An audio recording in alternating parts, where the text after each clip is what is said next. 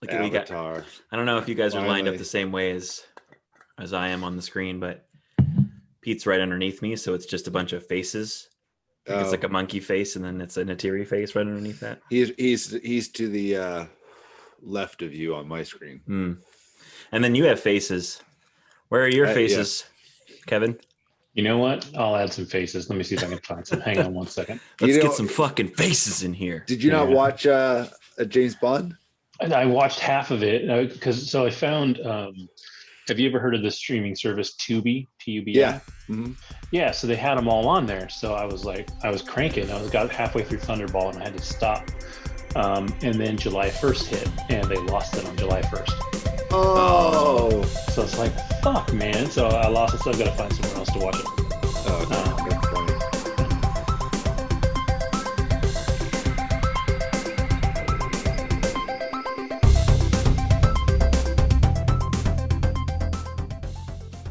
Well, with that, welcome to the All Pop No Culture podcast. I'm your host, Opie. I'm joined this week by Kevin. Hello. Pete. Hi. And Alex. Hi. I'm finally incorporating the video aspect. We'll see how much that distracts me, Kevin. Huh? Yeah, I'm sure it'll get tons of feedback. Yeah, well, it's from all our viewer that we have. Yeah. So we'll see what Sam says. Yeah. Like, that was odd. Don't do that anymore. Yeah, never do that again. Did it really add anything? It's like we lost the subscriber. Yeah, she just stopped watching. So if you're new to the podcast, we are a pop culture centered podcast talking about television and movies. Each week we talk about some current shows that are on. This week we'll be talking about Loki.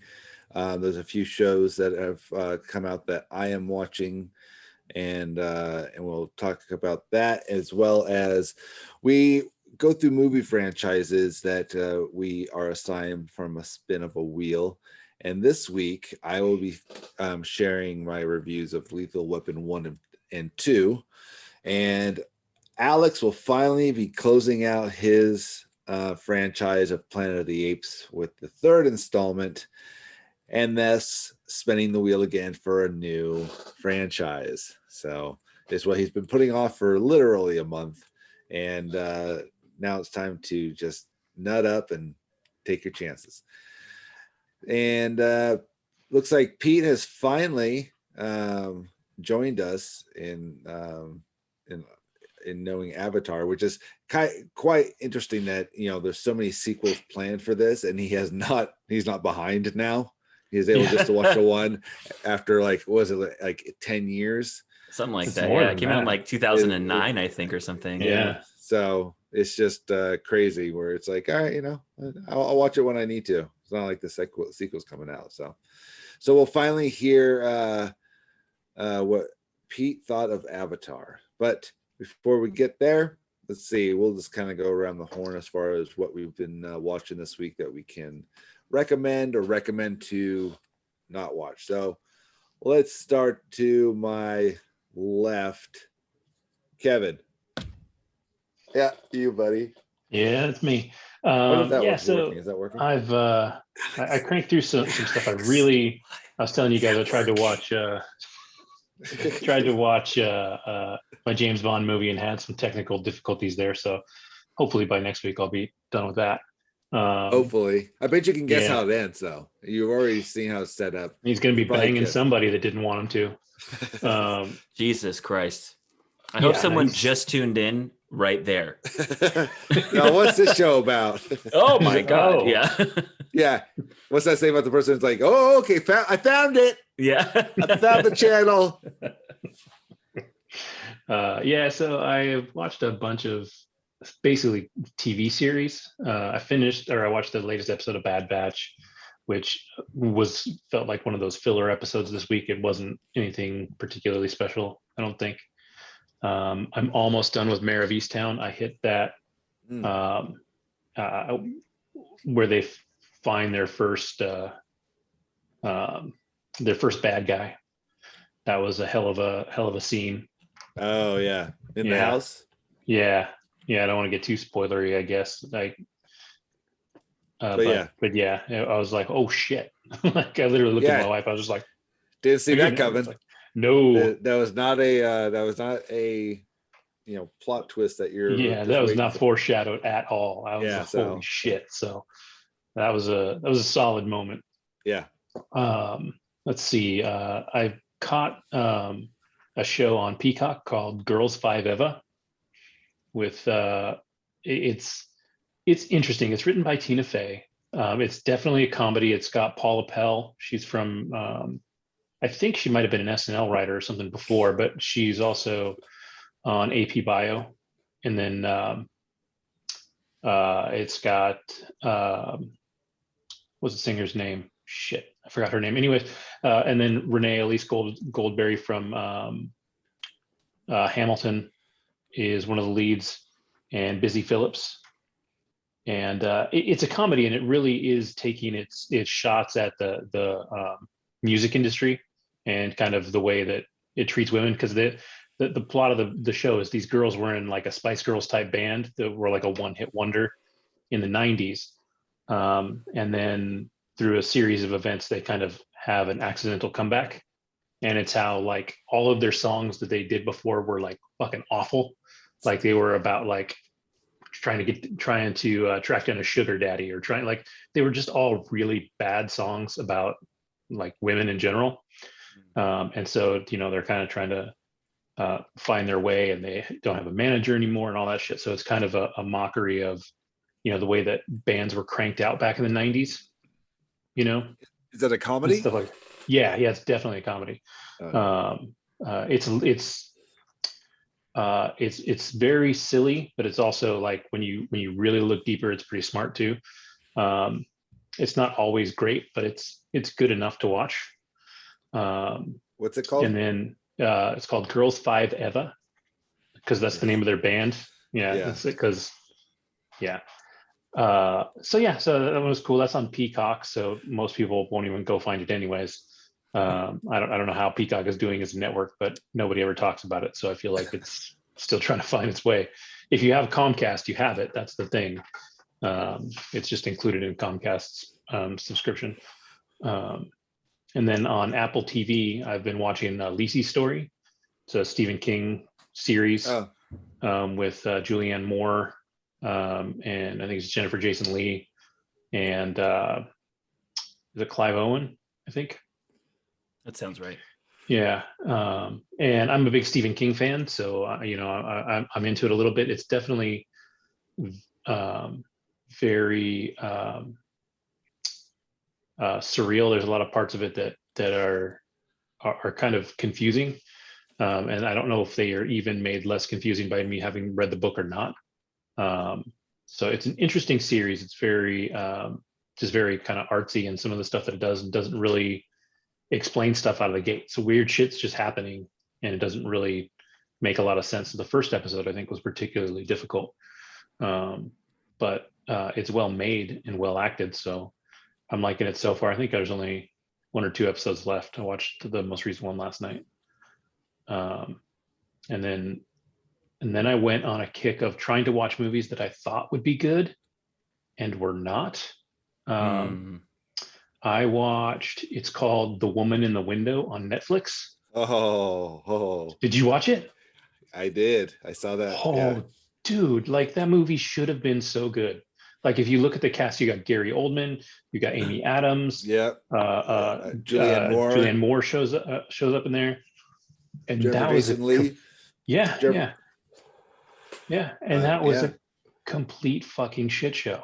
Oh, and the comic relief dude from the Kong versus Godzilla, the black guy, and in this one he was a detective. Oh, that's right. And then and Wyatt Russell, actually, your very own Captain America himself, failed Captain America. Yeah, that's right. So so this great cast, and it was so far up its own ass, like it was so fucking like artsy that it just didn't fucking land at all. I watched that. Me and the wife watched that because she wanted to see it, and I wasn't opposed to it. I was like, it looks interesting. And I didn't hate it. When it was done, I was like, I don't understand why do I care about this story? I don't care about this story. Like it so I don't know. It kind of it is like I understand what they're trying to do. It's just like I'm like I don't understand why I care about this. Yeah, and I think I'm just going to go ahead and spoil it because I wouldn't recommend anybody watches it anyways. Yeah. Was it a remake? Because there was another movie like that. I don't think it was a remake, but I think it was a take on Rear Window, Hitchcock's Rear Window. But essentially, this woman, the way the story starts off, she's living by herself because she's living by herself. Oh, because her husband, who was Anthony Mackie, that's right. Her so like this is another actor in here that should have made this movie fantastic. Her husband and daughter have left because she is agoraphobic and they can't handle living with her, and so she never goes outside. But I guess it's like Halloween and some kids start egging her door, and this woman comes and drives them off, and while they're egging her door, like she goes towards the door to yell at the kids, and she starts to have a panic attack. So she's like passing out while these kids are throwing eggs at her door. And so this woman comes across the street and sees that this is happening, stops the kids, and then helps her back inside. And they have like a night where they, talk and kind of become friends. And that's Julianne Moore. Yeah. And she says she's married to the guy across the street, or no, she says her son lives across the street. And so she meets this kid later too. But anyway, so she meets the kid, and then a little while later she sees Julianne Moore's character get murdered inside the house, and so she's convinced that that Gary Oldman has killed his wife, and so he plays a total asshole the entire time. Yeah, he's like he comes across as a very unlikable character. But the way, I mean, he's a great actor, and I think he played the role great. I have no knock on him. I think the way they set the character up, the way they set up the character seemed like it was a bit like, hey, I'm obviously supposed to be the bad guy in this. You do not like me, kind of like, just like, yeah, we get it, you're not a likable character, kind of. It's like a little bit forced. I can tell you that no acting in this movie was bad. So that's not the issue at all. That's not the issue at all. And so they witness this murder, and then or she witnesses this murder, calls the cops. The cops show up, and she's like, he murdered his wife. And then boom, his wife walks in, and it's Jennifer Jason Leigh, and not Julianne Moore, who she met and is convinced that is his wife. And so then the son shows up, and he's like, yeah, that's not my mom. And so now everybody's against her. So she starts feeling all crazy. So she keeps watching them, and she slowly starts to spiral out of control from trying to figure out how they're getting away with this. She also takes pills and drinks a lot of wine. A shit ton. Like she gets fucking hammered all the time. Yeah. So it's. And then as her story. Yeah. And so she becomes less and less reliable as a witness, and then ultimately you find out that her husband and daughter haven't moved out. They were killed in a car crash, and so every conversation you've ever seen her having with him, everything that that she's ever talked about with them, is all in her head. And so at one point they do like this flashback scene while the cops are there, and then like everything fades to black behind her, so she's just standing there. And then, during the flashback, the car crashes and they die in this car accident. And then it comes back to her, and she's walking towards the living room where they have the car crash staged in the living room, so that it looks like, it's just so artsy. It's so over the top, like, and so, she's obviously, now she's a completely unreliable witness. You have no idea what's going on.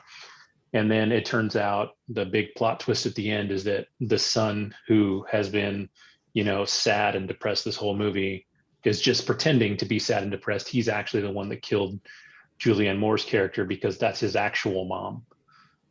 And so then he comes over and he kills Wyatt Russell, and then he tries to kill Amy Adams. And then after a big ridiculous fight on the roof, she tackles him onto a skylight and like jumps on him twice and then jumps off, and then wasn't it raining? Wasn't it like just like a downpour? Yeah, torrential, like on the roof, and the water's like a foot deep on the roof. Yeah. And so he dies, and the cops show up, and they're like, "Oh my God, you were right." And so the movie ends with her being over her agoraphobia, and she's just like happily moving out, and they're like all okay. And it's just like dreams really do come true. Yeah, it was just like not. Talk about immersion therapy. It's like you are going to get through this. Yeah, whether you like it or not. Yeah. And then, so to follow that up, about to watch a movie where a woman is the victim, and it just all feels like. That's the other thing about the movie too, is it really just felt like it was supposed to be a movie about a woman overcoming something, and she just felt like a weak woman character the whole time. Like she was just a victim the whole time, and it was just like not cool, right? Yeah. And so then, the next day I was like, I'm going to watch something different. So Hulu's been advertising this movie called False Positive, which is a movie with Pierce Brosnan. He might be and then what's the guy's name? He's from The Leftovers. He's on Mosquito Coast. Who's the main guy on Mosquito Coast? Oh, John Thoreau? Justin Thoreau. Justin Thoreau. Yeah. Yeah. So it's a horror movie, and the plot of the movie, False Positive. So he already forgot. That's how bad it was.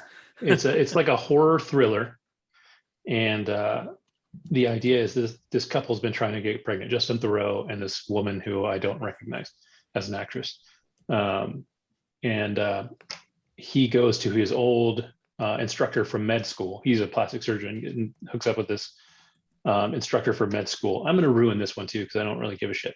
So don't also don't watch this movie. But and so who is Pierce Brosnan? And so he miraculously gets her pregnant, and does that mean miraculously? Did they not bang or? No. So they can't get pregnant. So her and Justin Thoreau can't get pregnant, and so they go to Pierce Brosnan, who's a what do they call it? Doctor? No. What's the doctor that helps you get pregnant? Fertility doctor. Fertility doctor. And he's like the best, right? And so she gets pregnant, and then like after she's pregnant, it turns out she's having twins and a third baby that's a girl. Like they find out from the scan, like way too remarkably early. So triplets? But not, because you can't have two different genders in an actual set of triplets. So there's a set of twins and another one. And so he comes to her and he's like, well, we have to think about selective whatever. I forget the term, which basically means they have to abort either the twins because they share a birth sac, or the girl, and she's in her own. And so she's always wanted a daughter. And so no matter how much she fights with the husband, she's like, I want to save the daughter. And he's like, fine, we'll save the daughter. And so they go in, they do the whole procedure. And somehow they never, ever show another sonogram after that point. And so she starts feeling all crazy for some reason. Like she just starts to lose her fucking mind all again, just like in the other one. Like she starts hallucinating shit and having all these weird thoughts about how, much of a victim she is in all this. At one point, she actually, I couldn't even tell if it was a dream or if it happened, but she was hiding in some closet, and she sees Justin Thoreau sneak into his old teacher's hotel room. And of course, there's a fancy, fun blowjob scene there, which is really fun to see Justin Thoreau going down on Pierce Brosnan. That's it. Yeah. Did it start another zombie apocalypse? No, it was Roomhead, not Roadhead. Darn it. Was that not in the trailer?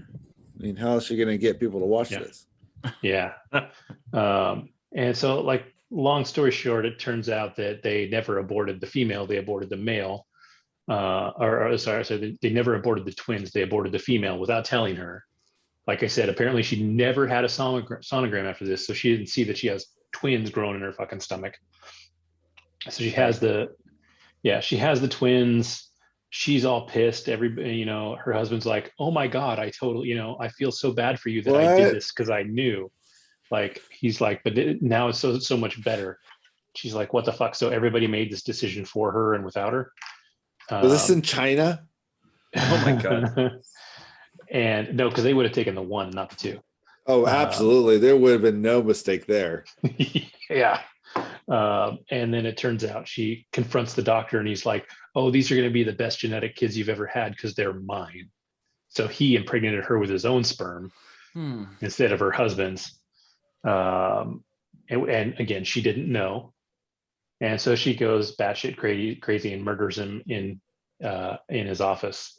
Spoilers. Then there's like this weird artsy scene where she like walks to a window with the babies and then like lets go of them and they just float away, which was apparently another hallucination because then the husband shows up and she's like, "Take your fucking babies," and she leaves. It's just it was so fucking stupid. But it was just like another movie, like 2 days in a row, where the woman is just like clueless and hallucinating and everything that's happening to her is just like because she was not in control of her own life.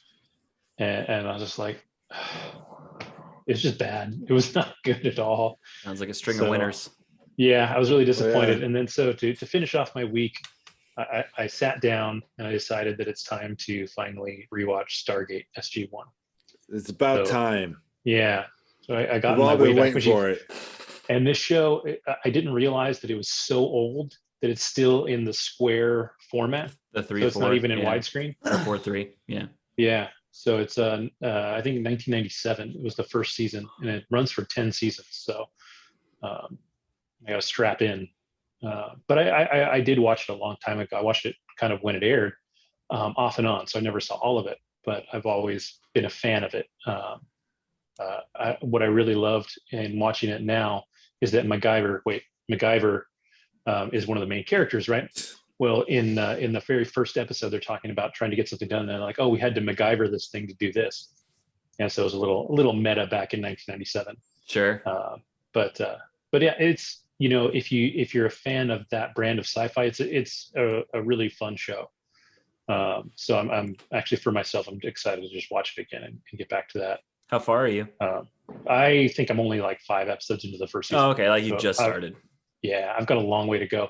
And I definitely didn't see anything from the later seasons, but I did see a lot of the first, like probably 4 or 5 seasons. And then, once that's done, then I have Atlantis, and then I have whatever the other one is too. Yeah. Atlantis was primarily written, I think, by Joe Malazzi, the guy that did Dark Matter. Okay. So, yeah. So I'm a big fan of his work. So. And then the only other bit of news that I have is that The Last of Us TV show on HBO started filming yesterday or the day before. Yeah. So he's finally in production and going to be coming our way. Probably never, but God damn it, not soon enough. Well, since these guys are never going to play it, at least they can watch it. Exactly my point. And although Pete said he played some games, so maybe he actually played something good. Probably not. Anyways, it probably wasn't The Last of Us. Yeah, that's too mature for him. I would love it if it was, but I would actually love to see one of these fucking monkeys play that game. Which one? The Last of Us. Maybe you've heard of it? Not familiar? Of Us. No. Have you talked about it before? No. First time. Well, yeah, I don't know. I'm not familiar. Yeah. Well, then let's pivot on down to Pete, which sounds like he has a lot to talk about. So, Peter, by all means, take it away. Yeah, actually, I don't have that much to talk about. Just a little bit of I've had a lot of time with the kids. We've chosen to play our new Nintendo Switch game, Super Mario Golf Rush. Oh, nice. I've seen that one. I think it's a very hot shots golf. It literally just came out. Yeah. It's interesting. It's fun. It's a fun game. Like the kid took right to it.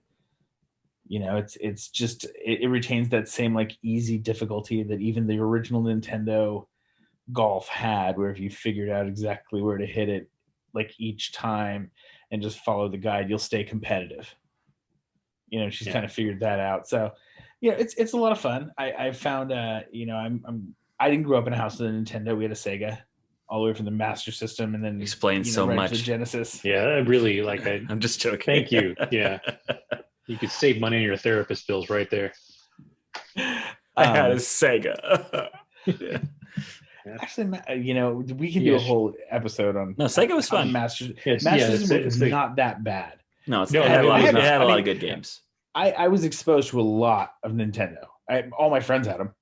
Yeah. I was the only kid I knew that had a Sega Master System. I never knew another kid ever that had one. You're special. I know. Yeah. I had enough cartridges that I actually bought the adapter for my Genesis so I could play. You also primarily played with GoBots, right? Not Transformers. No, I played with Transformers early on, dude. I had. Sure you did. GoBots. Did you guys see? Speaking of Transformers, sorry to derail you, Peter. The Beast Wars announcement. No, it's something totally different. There's actually a toy that it's like super expensive, but they just released it. It's an actual transforming Optimus Prime truck. He's a truck. Yeah. And then you say like transform, or you press a button and he just transforms into Optimus on his own. Yeah. Yeah. You don't have to do anything. I saw like a video for it. I was like, this is the coolest fucking thing I've ever seen. Yeah. Like it's so cool. I'm not going to buy it because it's way too expensive, but I was like, if I like won the lotto, I'd definitely get one of those. Those are super cool.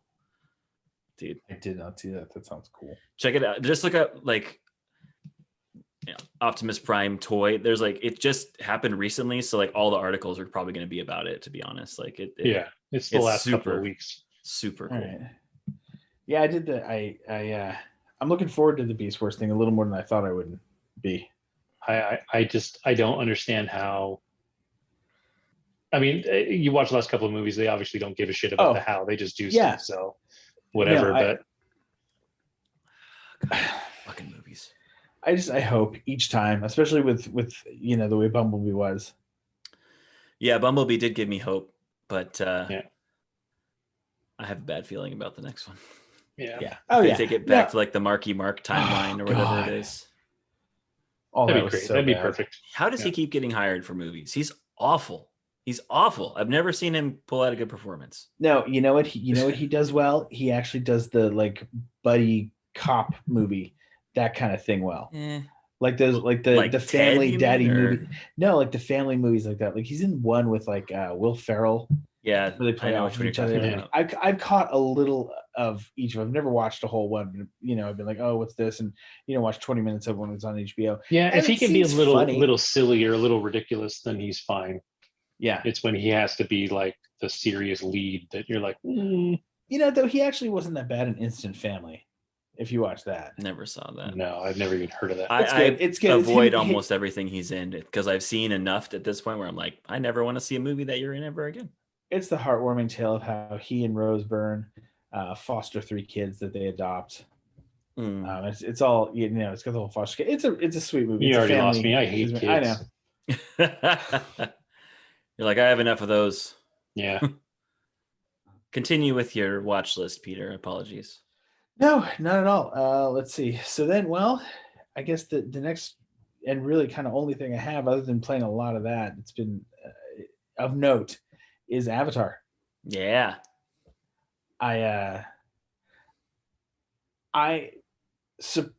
Surprisingly to me, liked it way more than I thought I would.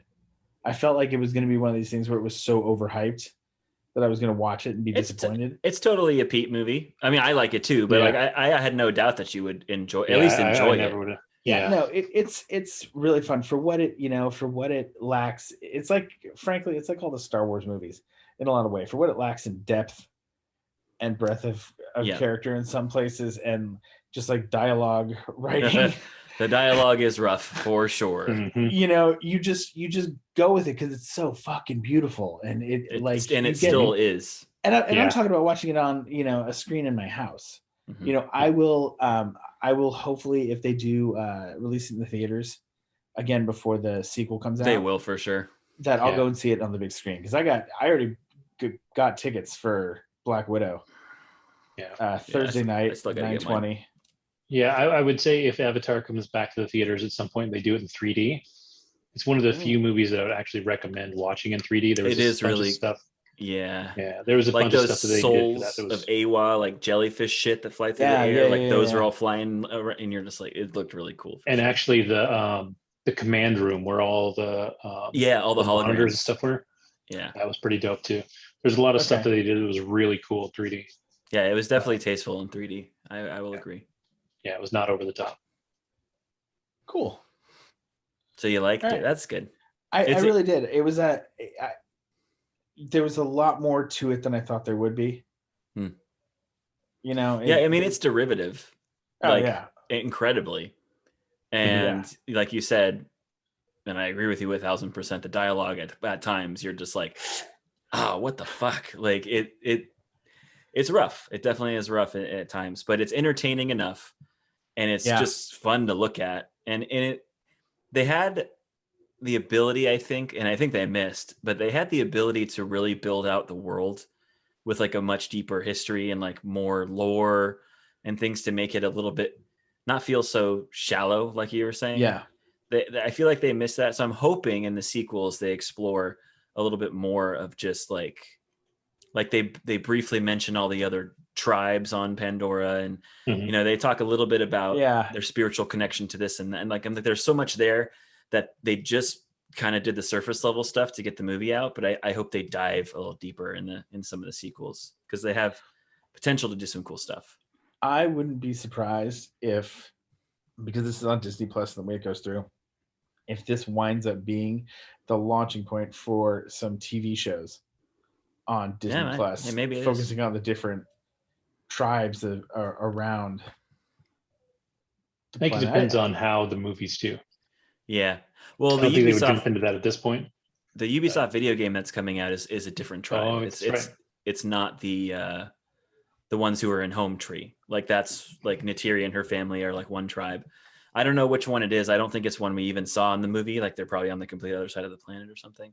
But they've already confirmed it's like a totally different tribe, and the biome is similar but like a little different. So we'll see a little bit in the game, which is cool. But I just and it does look pretty too. It does look like looks cool. Yeah. Avatar. Yeah, I would definitely recommend. I get it. Like I totally get it now.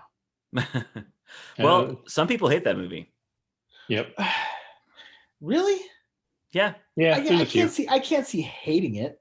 Like I can see, you know, like the pajama people on the internet, like shooting fucking holes all through it when it came out. Yeah. It's like their disdain. Yeah. I totally saw the parts you could pick apart, but it was still a fun, entertaining movie, like all throughout. You know, I know that's like my standard fucking, you know, it was a fun. But it really was like, it was a summer popcorn movie, you know, like it was. Yeah. Like it really was. I think it was just a fun movie, and I am really excited for the sequel now. Yeah, you can kind of turn your brain off and just watch sexy blue aliens shoot gigantic bow and arrows at giant robots. Like you're just like, all right, I'm here. Like it like you don't really have to think about it too much, which is nice. And then they can use their sex appendage on their flying animals. Yeah, that whole thing still don't understand why they chose to make that the sexy thing and the like I'm gonna link with my horse thing. I'm like, guys, did you think about this? Like, they that thought means about they're having sex with their horse. Like it's weird. Yeah, sometimes, you know, love is love, man. I suppose you're right. Yeah. Anything else, Peter? Since Opie has vanished from the face of the earth. That's really about all I watched. I mean, you know, like I said, the one thing I did play other than Mario Golf, which I totally recommend if you've got a Switch, really fun. Anyway, on the Apple Arcade. Okay. They have a bitchin' version of Oregon Trail.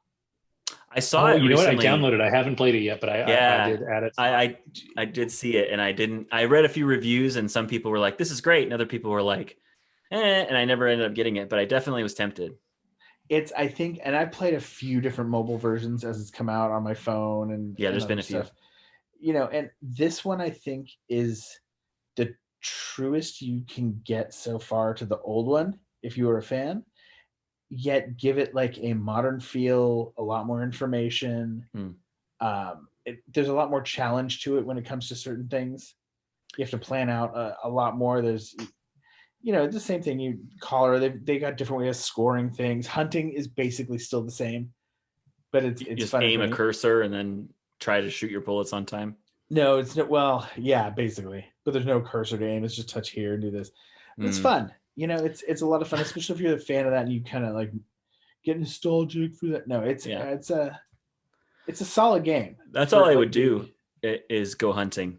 Like I would just get to the first hunting grounds when I was playing Oregon Trail when I was younger, and like half my family would die, and I was like, whatever, I don't fucking care. And then I would just get there. 1,200 pounds of meat. Yeah, I would shoot bison for like 5 hours, and then just my wagon couldn't even move. It was so like heavy with meat, like I couldn't do anything with it. It was just like, well, and then everyone was just dead at that point. I was like, restart, just do it again. I never completed the Oregon Trail, is basically what I'm saying. Yeah, you're not a survivalist. The other game they need to do a good rehash of is Carmen Sandiego. Yeah, there hasn't been a good one. Those games were dope. Yeah, I used to love you'd get it and you'd have like the Europe one had like the Froder's Guide to Europe. And then like they had the almanac and the other one, and you had to use the book sometimes. Yeah, and Where in Time was Carmen Sandiego. That one was fun. Another old PC game that I adored when I was a kid that kind of didn't go away. What kind of went away was Roller Coaster Tycoon, like all the Tycoon games. There was Dino Park Tycoon and Roller Coaster Tycoon. They actually just came out with a new game called Planet Coaster, which is basically like a spiritual successor to Roller Coaster Tycoon. It's awesome. Like I've heard that. Yeah, it's a great game, and it's really in depth. Like you have to manage shit. Like some of it's a little tedious, if I'm being totally honest. Like managing budgets and making sure your workers have a break room and all this other kind of shit. And I'm just like, I just want to build roller coasters and turn the speed up and watch people fly off and die, like which you can still do. But what's really cool is because the internet is a thing now, which it really kind of wasn't then. It was, but not really. There's basically like a community section where you can go and people can build and submit their own parks, and then you can go basically visit them, like ride their coasters. One of the coolest features, because you couldn't do this in Roller Coaster Tycoon, the technology wasn't there back in the day, but you can ride the coaster from a first person perspective. So you don't just get to see it go around the track from like up in your like God view where you see everything. You can actually like jump into it and like physically ride around the entire track. It's really cool. It's really that's kind of dope, dude. So it's a really nice, like relaxing, fun. What system is that one on? As everything, as far as I know, I have it on PlayStation. Really? Yeah. So Planet Coaster, as we dovetail off into more tangents. Yeah. Because I don't know where Opie went. I guess I'll go next if you're done. Well, no. Well, I did have one question. It's fine. He's not. I'll go, and then he can go. No, later. well, I didn't. So we were joking around in the group chat about Leisure Suit Larry, and it just got me thinking about all those old Sierra games. I've never played one. King's Quest, Space Quest, Police Quest. King's Quest was the best. I had a teacher, so I was in 6th grade, and my teacher loved that game so much that it was like a reward in class. Like if you finished your work on time and stuff, you could go over to the computer and play King's Quest. Oh, nice. There you go. Yeah, it's dope. She's also the same teacher that every week recorded the Wonder Years. And like on Fridays, we'd watch the Wonder Years in class. That sounds like a good time. Yeah, it was good stuff. All right, well, Alex, why don't you go then? Yeah, I'll go next. Yeah. I have a Make bit. it last. I can. I have a bit. Maybe I'll talk about my game first since Opie's not here. And although I do love to watch his eyes roll back into his head, I also can live without it. So wait, I have a question before we proceed further. Actually, about I'm so sorry, and I know it's a total joke, but is it The Last of Us or The Rest of Us? The Last of Us. The Last of Us. So they're making the show for HBO. Is it going to be like telling the story of the game, or is it a prequel, or it follows? No, it's yes and yes. It's going to be an expanded version of the first game. Yeah. So the first game lasts roughly 12-ish to 15-ish hours, depending on how much you take your time. But a lot of that is gameplay. that they can't stretch the same way that a game Right. can. Right. So realistically, like if you're just talking about the cutscenes and then taking the gameplay story elements and putting them into like something, it's probably only about 3 hours long. So they're definitely going to stretch out a lot of moments. Like this will only mean something to Kevin, but I know they cast someone for Sarah. I'm assuming that they're going to stretch out the beginning a little longer. Yeah, the first screenshot was the 3 of them in the car. Yeah. So the first shot, I was like, oh, fuck, I already know what's happening. Yeah, I have a feeling that the first episode is going to end all before with that moment. You know what I mean? The moment. That makes sense. So like it'll give it more time to flesh out and stuff like that. But yeah, The Last of Us is essentially the best, like if not the best, like top 5 stories in video games of all time. Like it's just insane. What are your top 5 stories in video games of all time? That one for me is number 1. Yeah. I don't know about stories, but one of my favorite worlds was Horizon Zero Dawn. Yeah, I love the story in that too. But the Horizon Zero Dawn was awesome. Witcher 3 is a really great story and world to explore. Like we could spend 500 years on this, but the Last of Us is definitely a story worth experiencing. And if you're not going to experience it, at least now you can kind of watch it. I just hope it lives up to it. Honestly, I'm concerned. Yeah. I'm seriously concerned. I'm happy that Neil Druckmann's involved though. Yeah, but it's not going to be the same if you're not inhabiting the bodies of those characters. Yeah. Like the things that you feel and the things that you go through are different. Like experiencing them almost firsthand versus just watching them as like a detached party. It is definitely something that you feel as you play. Like there's moments in that game where you're playing something and it just transitions to a cutscene seamlessly and then back into gameplay. And that's not going to work the same if you're not like controlling the action. Yeah. Oh my God, I'm running from this, zombie thing. And then it cuts to a thing where, it shows a quick cutscene of your characters closing the door and talking about something. And then you're back and you're running again. Like it's not going to feel quite the same if you're not like doing it. So I don't know. We'll see. I hope it pans out. I want everyone in the world to be able to experience that story because it is so well done. Yeah. Because it took something super tropey, which is zombie apocalypse, and made it really interesting. So yeah, and it's a ton of emotion and heart in that game. Yeah. And what was really cool, one thing that they did, number one, it was one of the first games to really actively use motion capture throughout the entire game.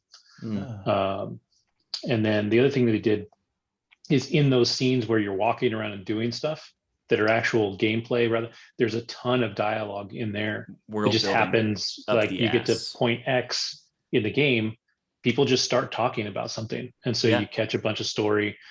There's dialogue that you can miss if you don't go talk to a character at a certain time. And it doesn't necessarily affect the story, but you get more backstory just walking down the street and hitting the triangle button, Yep. And it's amazing.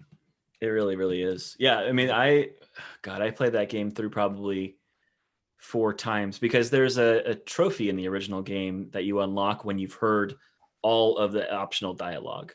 And I think I played through 4 times before I got that trophy. Like there's so much, some of it's hidden in little nooks like that you just never think to go talk to a person, or like there's something on a wall, like graffiti, and you look at it and go, that's cool. But then the next time you play through, you walk up and the triangle button appears and you go, oh, and then you press it. And then your characters have a conversation about like, what was the world like before? Or like, what's this? Or one of my favorite conversations is like, you play Joel, who lived in the world before the outbreak, and you travel with Ellie, who was born after the outbreak. So she doesn't know about the world before.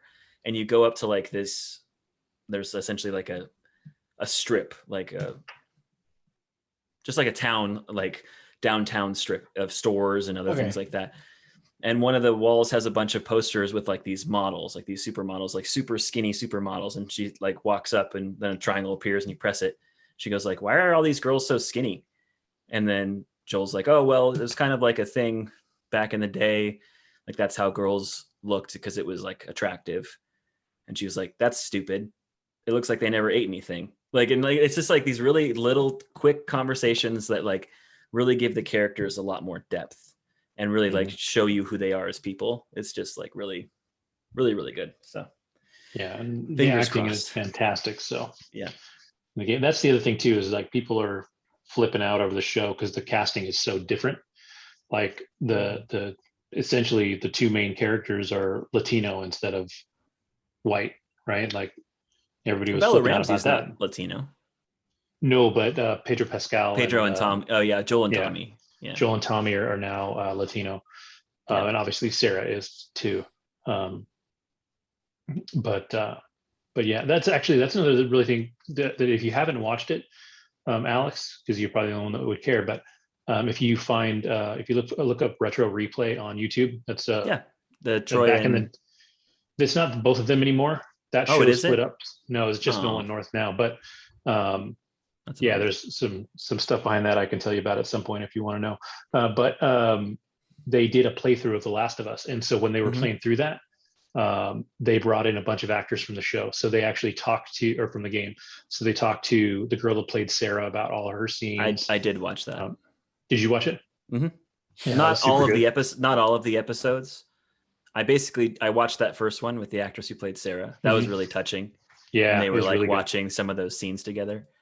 Mm-hmm. But I don't know. I'm not a big watcher of games. Most of the time I'd rather just play them. Yeah. But I did want to at least get their insight on some of that stuff. So yeah, it was really cool. And then since we're still on video games, the other announcement that came in this week that I'm super pumped for. Well, no, I'm not super pumped for. I'm really curious about. There's a lot of talk leading up to the EA conference about Dead Space coming back. Yeah.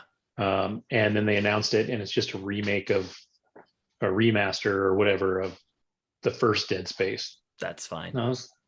It's fine, but I wanted more. Like, dude, that was one of the first franchises that I got like into. Dead Space 1 is possibly the greatest horror game of all time. I agree. Like, that's why I'm fine with it coming back, because that game is so fucking good. It really is. And like, they built lore. So I actually read, I think, 2 books built in that same universe. And then there was a couple of comic books and an anime, I think. Mm-hmm. And I watched the anime. Watched all of it. Yeah. That was a while ago. That was like 10, 12 years ago, something like that. Yeah. They're all 3 of them are on Xbox Game Pass Ultimate, so you can just play through them if you have an Xbox. I have Xbox One X. I haven't bought the new one yet, but that's because there's no reason to. There will be in the future. Yeah, so since you've probably never played it, Pete, Dead Space is basically a horror game where you're trapped on a derelict spaceship, so it's sort of like cosmic horror. Cool. So think like Event Horizon or something like that. Right. But the really cool thing about that game, besides just the atmosphere and everything, is that it's essentially a zombie game, but not at all. So when you think of zombies, you think go for the head, essentially, like that's your go-to, like 2 in the brain or something like that. This game was completely different in the sense that like headshots would not kill an enemy at all. Like it would barely do any damage at all. What you would have to do is basically target each of their limbs and like blow them off individually. And eventually they just wouldn't have any more appendages to attack you, and they would just kind of like die on the spot. But if they had like an arm or a leg, they would like still be coming towards you. So you'd have to like blow enough of the shit off to get them to basically stop coming at you. And sometimes there's like 10 things coming at you at once, and you're like having to aim precisely at kneecaps and shit. And it's fucking intense. Yeah. And your character is not like a Marine. Your character is, when he wakes up, he's just an engineer from the ship. So he's not a warrior of any kind.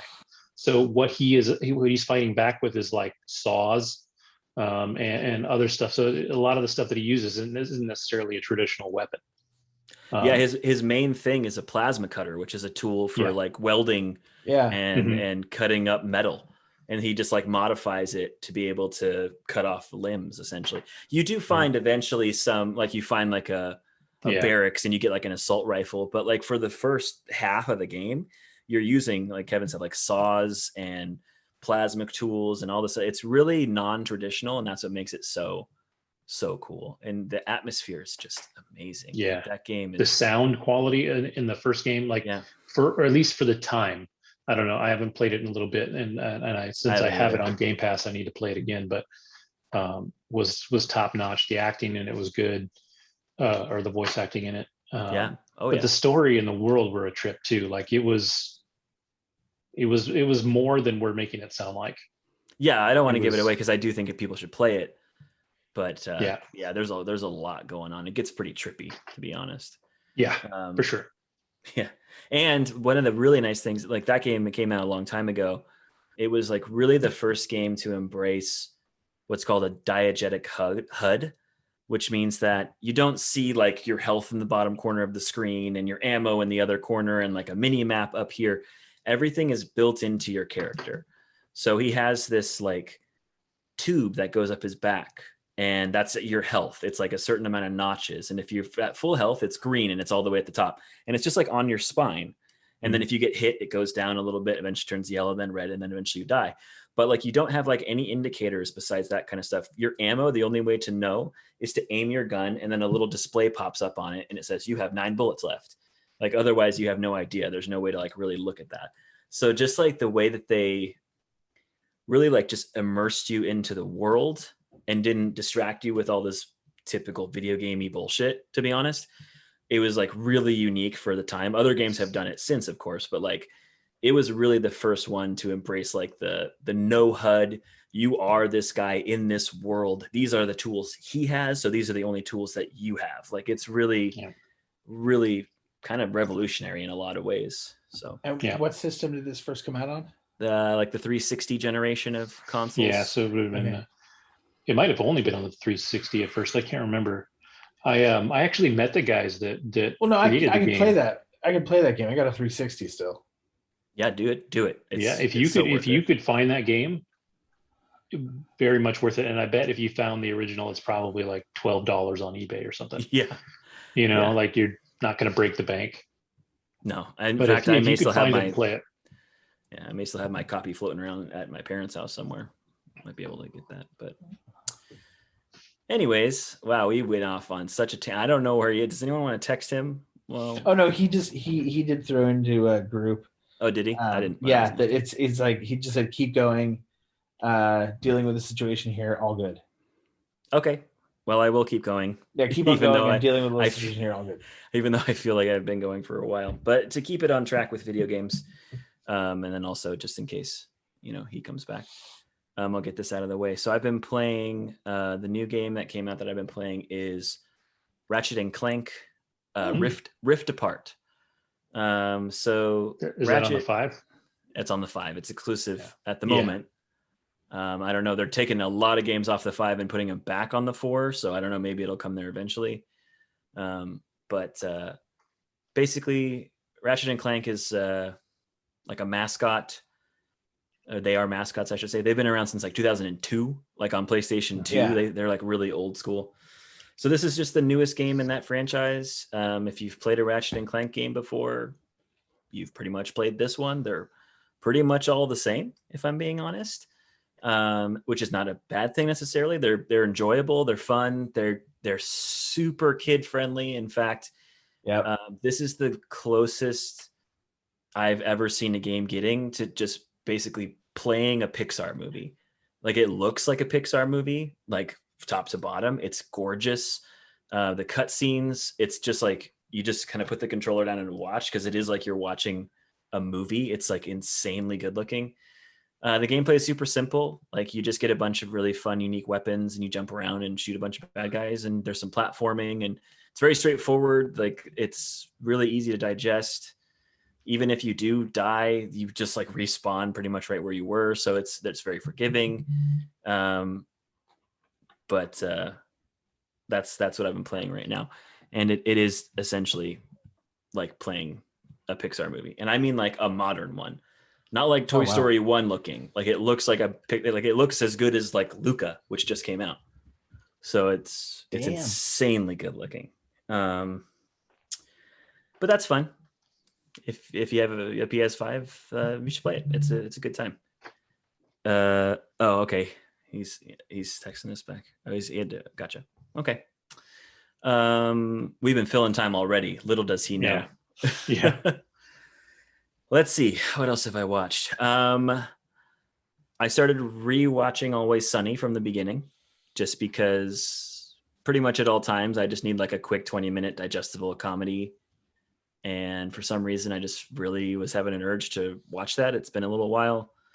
And it's still Always Sunny. It's fucking hilarious. The people on that show are awful, and I love all of them. And yeah. I can't remember. Did you say you've watched any of AP Bio? I have not watched any. That may be why I went back to Always Sunny, because I know we were talking about that last week, and I haven't watched AP Bio yet. But I do want to get around to that too. Maybe after I finish this rewatch of Sunny, because it's not going to take me long. I'm already done with the first 2 seasons. Yeah.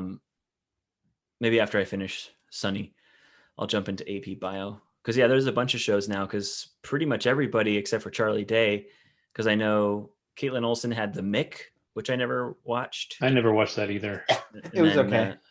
I heard it was kind of like, and then Glenn has AP Bio, and then Rob now obviously has Mythic Quest. Yeah. Oh God, I finally caught up to that. Oh yeah, I did finish that too. Finale. I watched the finale. So if we want to talk about, I didn't have it on the list. We should save that because I think Dave's back next week. He'll probably have watched it too. Yeah, I think he already did actually. So yeah, we'll save that for him. But good shit. So Always Sunny. Something else I've been watching, which is sort of a continuation off of my Big Bang kick, but I'd never seen it before, is I jumped into Young Sheldon. Has anyone given that a try? I haven't. I've actually heard good things about it, but I haven't watched it. I think it's excellent. I'm about 6 episodes in, I'd like to say, maybe 7. I think it's funnier than Big Bang. I think the casting is probably the best casting, or I should say recasting of characters that I've ever seen. Meaning, like, you meet a lot of these people in Big Bang, like obviously Sheldon, his sister, his mother, his grandmother, his brother, like all these people you meet when they're older. And so these are like their younger versions, and the actors they chose for literally every single one of them is perfect. Like perfect. I can't think of how they could ever have done it better. Like the mom is flawless. Young Sheldon is incredible. The sister, the brother, like it's crazy. Like they did such a good job on recasting these characters, having just gone through Big Bang, which I would recommend before going to Young Sheldon, because it gives you so much more context to all the little things happening in that show. But having just gone through Big Bang again, and re-experiencing some of these characters and now seeing their younger counterparts, I'm like, damn, dude, these guys fucking knocked it out of the park. It's great. And I think it benefits from not being a laugh track comedy. Like laugh track comedies, they're fine. And, you know, for some that are just, that's like Friends, obviously, that's just what it is. I could never see it as anything but that. But I think in some cases it hurts comedic timing. And when you don't have that, it really just lets the characters flow with each other a lot better. And this show benefits from that immensely. And I think most shows do. Like, is there a live audience, or is it just no laughter at all? Okay. None whatsoever. It's not like here's the 3 sets that we just go back and forth between. It's very wide and broad. Like they drive all around their town. They go to different places. It feels way more ambitious, and it's cool too, because Jim Parsons, like the whole show is old Sheldon, like reflecting on his life. So Jim Parsons actually narrates it as old Sheldon. Oh. And then he'll say like, this was the day that I blah, blah, blah. And it's kind of fun. It kind of keeps you in like that's right. These are characters that I kind of already know. But I think that probably this show would be great even if you never watched Big Bang. I think it's better if you watch Big Bang, but I'm having a blast. Like Sam and I are absolutely loving it. That's cool. I think it's really good. Pete, you said you watched a few right now? Yeah, I've been able to watch a couple. You didn't seem like you were. No, which is fine. Maybe.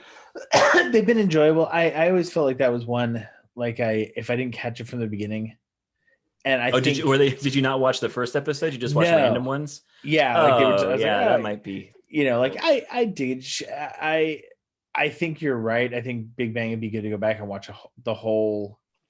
For sure. Series over again first. I was listening to you talk about it, and there's so much I forgot about it. Yeah. Well, yeah, like, you know, especially for like if you're watching it to then go into Young Sheldon, Missy, his sister, only shows up I think maybe 2 or 3 times. Yeah. So it's very sporadic. His brother only shows up a couple times. his mom is sprinkled around in every season, but maybe only like one episode per season. Like, so having the context of seeing all of that like very recently helped a lot with this show. And he loves his Meemaw. And Meemaw's in it. Yep. And she's fucking awesome, dude. She's a little firecracker, dude. Like, it's so fun because you only meet her once in Big Bang. Do you? I don't even remember her being on there. Yeah, and that's the thing. Someone I missed. It was, you meet her once, and it's she's basically meeting Amy, and she comes across as like a little old, like, like sweet little grandma that Sheldon always described. And then Sheldon goes to get something, and then she goes over to Amy, and she's like, "You listen here. You better not hurt my moon." And she gets like really like kind of savage all of a sudden. You're like, whoa, this old lady's going nuts. And then you see her in this show when she's much younger, and she's like just a Texas firecracker, dude. Like, she's so much fun. She's basically cool. Like the fun aunt, but she's the grandma. Like, so nice. She's a great character. But yeah, I highly recommend Young Sheldon. Maybe after rewatching The Big Bang. So yeah. Okay. One more thing. I was hoping Opie would be here for this, but that's fine. Because I don't know if anyone else has seen it or thought of watching it. But I watched The Tomorrow War. I was going to watch it with my kids, but I haven't got around to it yet. Yeah, I read IGN's review of it. IGN's review was a 3 out of 10. Yes. Sweet. This is the one with, no, wait, hold on. This is Chris Pratt. This is the one with Chris Pratt. Okay, yeah. Sweet. Yeah. Chris Pratt and Yvonne Strahovski and a smattering of others. Oh, please tell me it sucks. I don't know that I'd go 3 out of 10, but I don't know that I could go much higher than like a 4.5 out of 10. Like, it's pretty awful. Like this movie, I can't tell if Chris Pratt just didn't give a shit and was phoning it in, or if he's just a horrible dramatic actor, or if it's a mixture of both, which I have a feeling it is. I think it's kind of a mixture of like, he didn't really care, but also he's just not very good at like not being funny, because he was the worst part of this movie. Like, yeah, you know what? That's what I saw too. Is that like he just was not good in this at all? He's not good at all. Like, he has a couple of moments in the beginning before shit goes down, where he gets to be a little goofier, and I was like, okay, that's Chris Pratt. And then things get really dire and serious, and he has to be action man, and he just fucking falls flat on every line delivery. The writing was horrible, so it's not necessarily all his fault, but like he sucked so much in this movie. And in my opinion, there's obviously Chris Pratt lovers out there who swear that he's the best thing that's ever happened, and that's fine. And I even will admit that I'm a little tired of him at this point, and so that might be kind of coloring my review a little bit. But also I'm relatively objective, and he was bad. Some of the surrounding actors were fine. Yvonne Strahovski was fine. She did pretty good. J.K. Simmons, who I fucking love, is in this movie, and he's always great. I don't think he's ever turned in a bad performance in his whole life. Dude, he's actually kind of almost like some weird, amazing Hollywood success story, because he was in like a smattering of things. Like, I always remember him as the psychiatrist from Law and Order, like the original Law and Order series. Yeah. And he would always be like here and there, he'd show up, and then all of a sudden this dude is just like fucking everywhere. Like, he broke out. But his roles are typically really small, and it's just like this really small moment of impact where he gets to come in and just do his shit, and then you're just like, man, that guy fucking rules, and then he just never comes back. Like, there's a lot of movies where it's like that for him. There's others where he's more of a main player, but like a lot of them I've seen him in like Palm Springs. Like, he has a really small part in Palm Springs, but he's fucking awesome. But he's not like in it that much. The reason that you have Palm Springs, like, he's the reason for the movie. Yeah, he's like fucking awesome in that movie, and definitely he's a huge factor. But he really doesn't show up that often. Like, in that's how I see him a lot of times. But yeah, he was great. But dude, the plot in this movie was so stupid. Like, it's so stupid. Oh no. I'll give you the breakdown of the basic, like, I won't spoil anything too much because the trailer basically tells you most of it. Yeah. Basically, people from the future come back to the past and say, we're fighting a war against aliens, essentially, and we're losing. In 11 months, humanity will be gone. we need everyone we can get to come back with us to the future and help us fight aliens.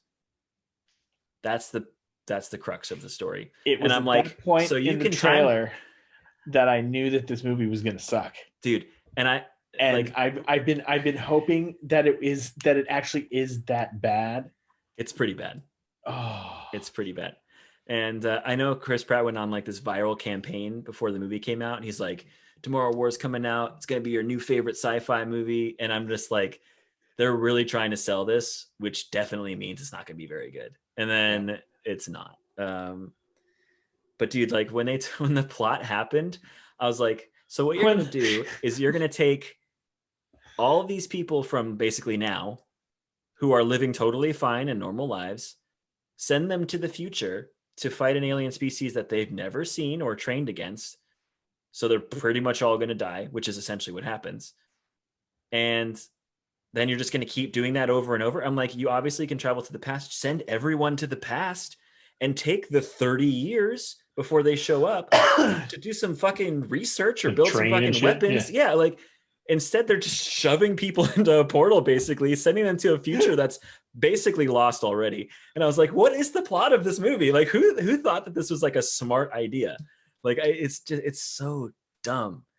Oh, it's so dumb. I got so mad while I was watching it. I was just like, this movie is so fucking dumb. I will give it the creature designs were decent. They looked sort of like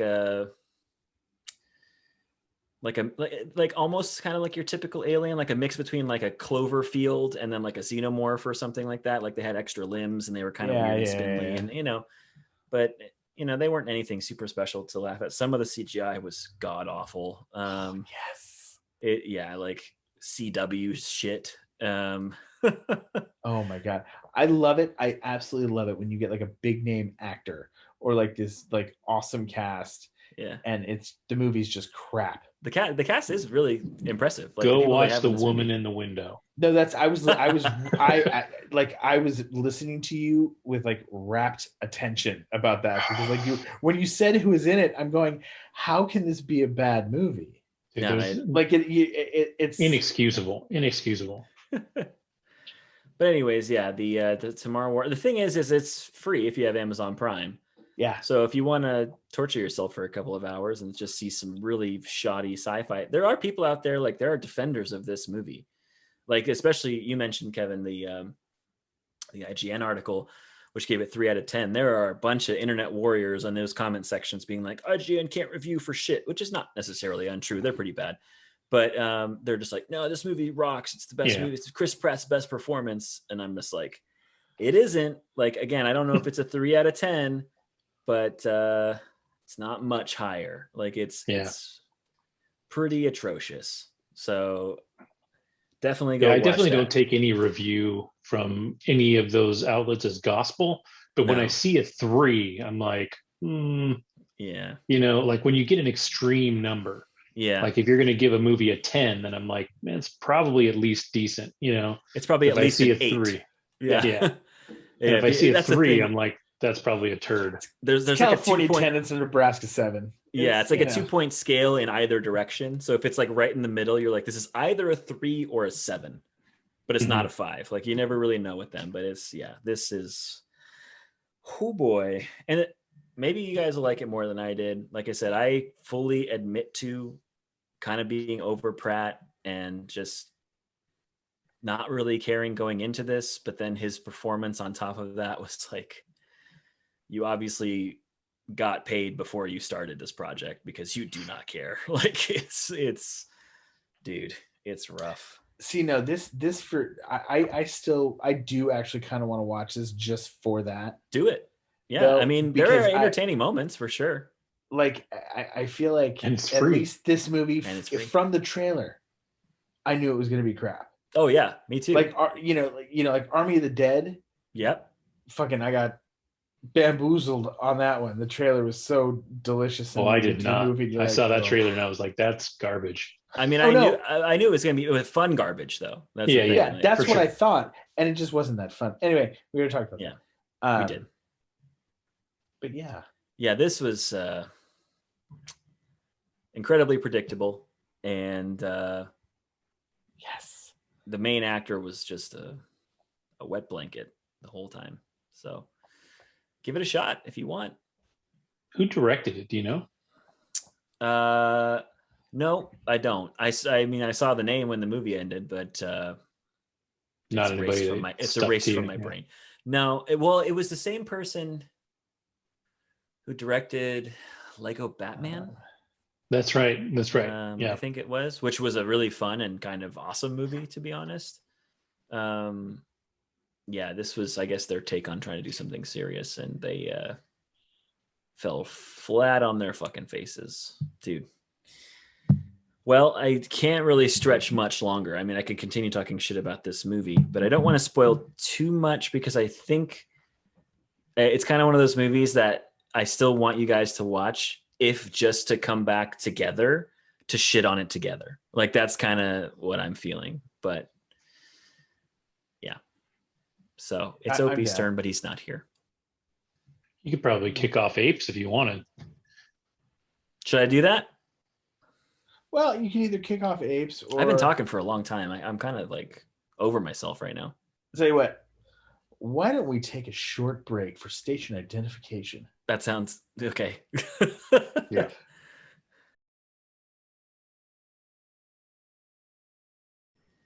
All right. Well, I guess we're back, and pardon my absence for so long.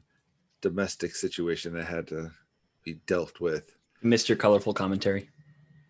Well, I'm sure everything was golden. I do actually regret missing Pete's recap of Avatar, but I guess it gives me a reason to listen to this week's episode. So if you've ever talked to Pete before, you could probably give his review right now. I didn't. I gave a review. I didn't do like a recap. Okay, that's fine. Yeah. I'll wait. It was a good discussion. You'll enjoy it. I'm sure I will. Chipmunk Alex has frozen. It'll be the first time I listen to the show. What did you just say to me? What did you say? He called you a chipmunk. I said Chipmunk Alex. You just look like a chipmunk from where you're sitting. You said Frozen, though. Yes. Yeah, but no, you weren't. From Frozen? Chipmunk from Frozen? That's what I thought you said. No. Oh my God! Just keep going. It had nothing to do with Frozen. You take that? You said that word in my name in the same sentence, sir. That's unacceptable. That was a personal attack. Oh, I got so mad. I said you look like a kindly chipmunk that had frozen. Because you're half of those words. Half of those words you did not Frozen. use. I don't remember a chipmunk in Frozen. There wasn't no chipmunk in Frozen that I. It was frozen. That's why it was stuck in the fucking tree. Good storytelling. Let's move on. Now let's dive into this a little bit more. In Frozen, oh my God, where a chipmunk would have been. I'm gonna mute. Just let me know when you're done. All right. So instead of talking about that Disney classic, we're going to talk about a newer Disney offering, and Loki. So if you have not seen the latest episode, which is the 4th episode, correct. If you have not seen the 4th episode, then I guess you can fast forward through this, but spoilers ahead. So who would like to start? All right, let's go with Pete. Get it out of the way. I you know what? I enjoyed it. It was fun. I would recommend it. So anyway, no. Is this Avatar's? I was going to say this is for Avatar. Because when you said that, Kevin, that's exactly the impression I was thinking. I'm all, yes, I've had that conversation with him. I've asked him about anything, and he gave me that review. Never change, Pete. Yeah. That's his Stay programming. Strong, that's his programming, never changing. I love it. I liked it. It was I like the two of them jumping around and then having the time together in that town, trying to get to, this arc. That's episode 3. That's 3. Yeah, are you an episode behind? No, because we're about to ruin episode 4 for you. This is awkward. Yeah, everyone's uncomfortable. At the end of the episode, no, episode 4. No, episode 4. That's okay. Yeah, it's the one you watched more recently. Yeah, This is like Pete's greatest hits. All at once. There you go. Wow. If we were having like, I just got a Pete little hand button thing. I'm just hitting the buttons, and I'm getting all the classic. Watching him react. Yeah. No. Yeah. Oh, you have a Pete soundboard? Is that what you mean? Yeah, exactly. Thank you. He's not even actually here. It's episode 4. Exactly. He's not here right now. We're just doing it. He's talking about anything. Episode 4 was the. I remember they get captured. Yeah. Yeah. Yes. Yeah, it was good. I liked it. It's fun. You're just doing it on purpose at this point. That's all he knows. That's all he knows. He's looking at cue cards taped to his monitor right now. It says, "No, that's good. Yeah, I like it. It's fun." It's under positive review, and then a negative review on the other side. It's like, you know what? It's just a waste of time. It's just a waste of time. There wasn't as much emotional kind of hemming and hawing as there was in the third one. It was straight action throughout, really. Yeah, they definitely picked that up. The pace quickened, and I'm still left wondering with the disintegration where they are, who he is, like that last. Did you watch the post-credit scene? Yeah, that's what I'm saying. I didn't recognize the voice, and then it turns around and it's like, oh, he's on like Island of the Lokis. This will be interesting how this is going to happen. I like, how everybody discovering that they were friggin' variants. That was well, my wife pointed out that the big black dude actually looked like a variant of Thor. He was standing there. He didn't have the horns. He had a hammer. And then the other thing that we caught in that post-credit scene in the background is Stark Tower. You can see the Avengers / Stark Tower on the right-hand side of the screen. I need to go back and watch that. I didn't catch that. Yeah. Huh. Yeah. I'm having a tough time even really remembering what happened in this episode, if I'm being totally honest. It was the incest episode. Ah, yes. Self-incest, yeah. The very interesting take on narcissism, right? Yeah. It's a bit strange, if I'm being honest. Yeah, they actually drop the term narcissist in there talking about him. Yeah. And then sure enough, he goes out, falls in love with himself, kind of.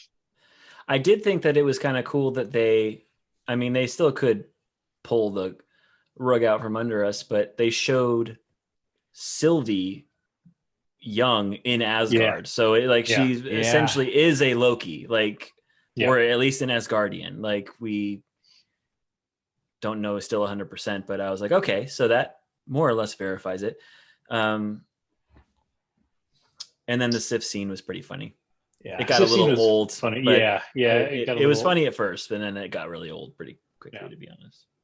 At least, and then I liked that they got away from Lady it, Sif, and they just kind of talked about it. How she got the haircut and she was yelling at him.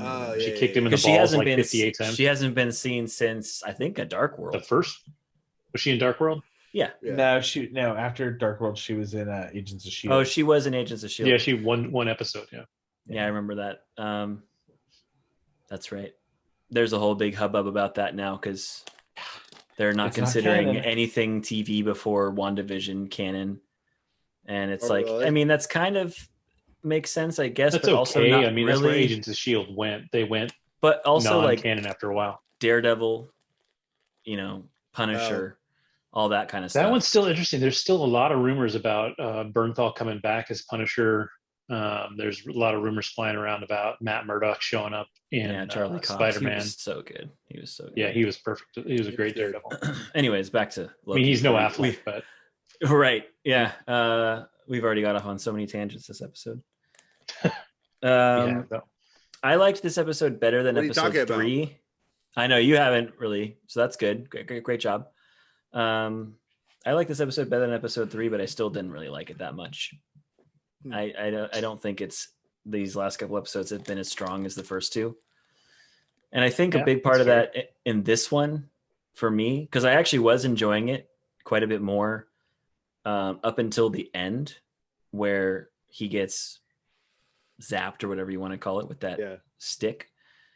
and you're like, okay, well, he's alive still, obviously, because they're only halfway through the season, and then they show him again in Lokiville or whatever, and I'm like, so that took away all the emotional impact of him and Owen Wilson getting hit by that stick. Because when that happened in the episode, I was like, holy shit, like that was a surprising and shocking moment that I was like, I could see them just committing to that because he's not really like a character that matters. Yeah, so he's not needed anywhere. Yeah, so and they made him very likable, right? So if they did like kill him, like that would be ballsy. I was really kind of impressed, I guess is the best word, with that decision. And then it didn't matter. Like at the end, I was like, I had a hunch that they weren't like getting killed when that happened to them already. I just had a feeling that wasn't what was actually happening. But so if Loki ends up in a planet full of Lokis, is Mobius in a land full of Mobiuses? Yeah. Is that when we're getting wow. There was a funny meme about that where it was basically Owen Wilson waking up, and then it was like Lightning McQueen and his character from Zoolander and everybody standing there around him. I was like, that's pretty good. But yeah, I think that completely ruined all of the best parts of the episode for me, because they just answered that right away, and I was like, man, they didn't even let it hang for a week. Like, yeah, that would have been better left as a big mystery for a week. Yeah, and then something else. The timekeeper thing was disappointing. With them just being like robots. That didn't surprise me. Like the only thing that surprised me is I really thought earlier on that the girl was full of shit. Yeah, I thought she was running everything. She may still be. I mean, they were obviously not real. But I never believed that like the 3 timekeepers, or at least at this point, were still in charge. Yeah, they may have been at one point, but I just never bought them in the story. Yeah, I guess I felt like I could see them throwing a wrench in like this, and then we still meet a timekeeper or some timekeepers later, and they're a little bit different than as we saw them. It reminded me a little bit of the Trevor thing in Iron Man 3, like how he's not really the Mandarin, he's just like a goofy actor.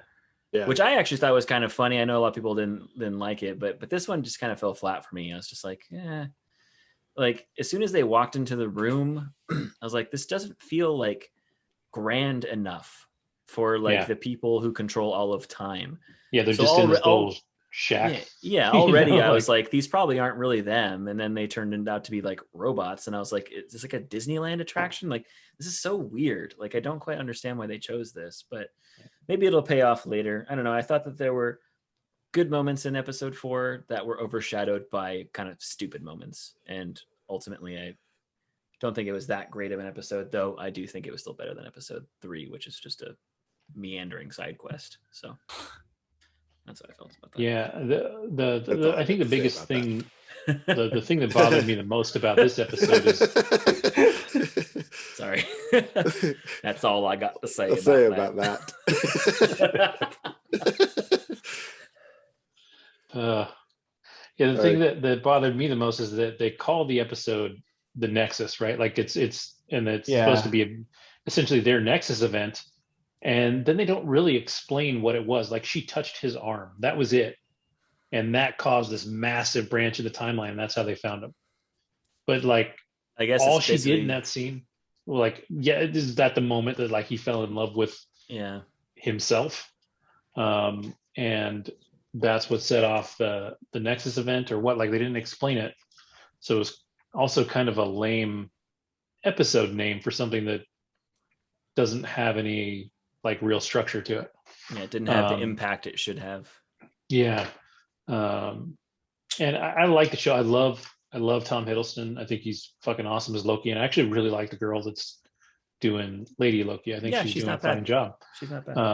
I actually read an interesting article. So when she was cast, she got cast like right after giving birth. Oh, so she had just had a baby. And she was breastfeeding at the time. So what you can't tell is that the costume designer sewed zippers into everything so she could, in costume, step off camera and breastfeed and come back on without having to take her costume off or anything. Oh, that's cool. So yeah, it was actually really cool to read because it's like not something you would think about, and not something you would think anybody would be like, or they'd be like, that's your problem, not ours. Go. Yeah. And they worked it in, which is kind of cool. That's very cool of them. Not at Disney. Yeah. That kind of shit would look bad.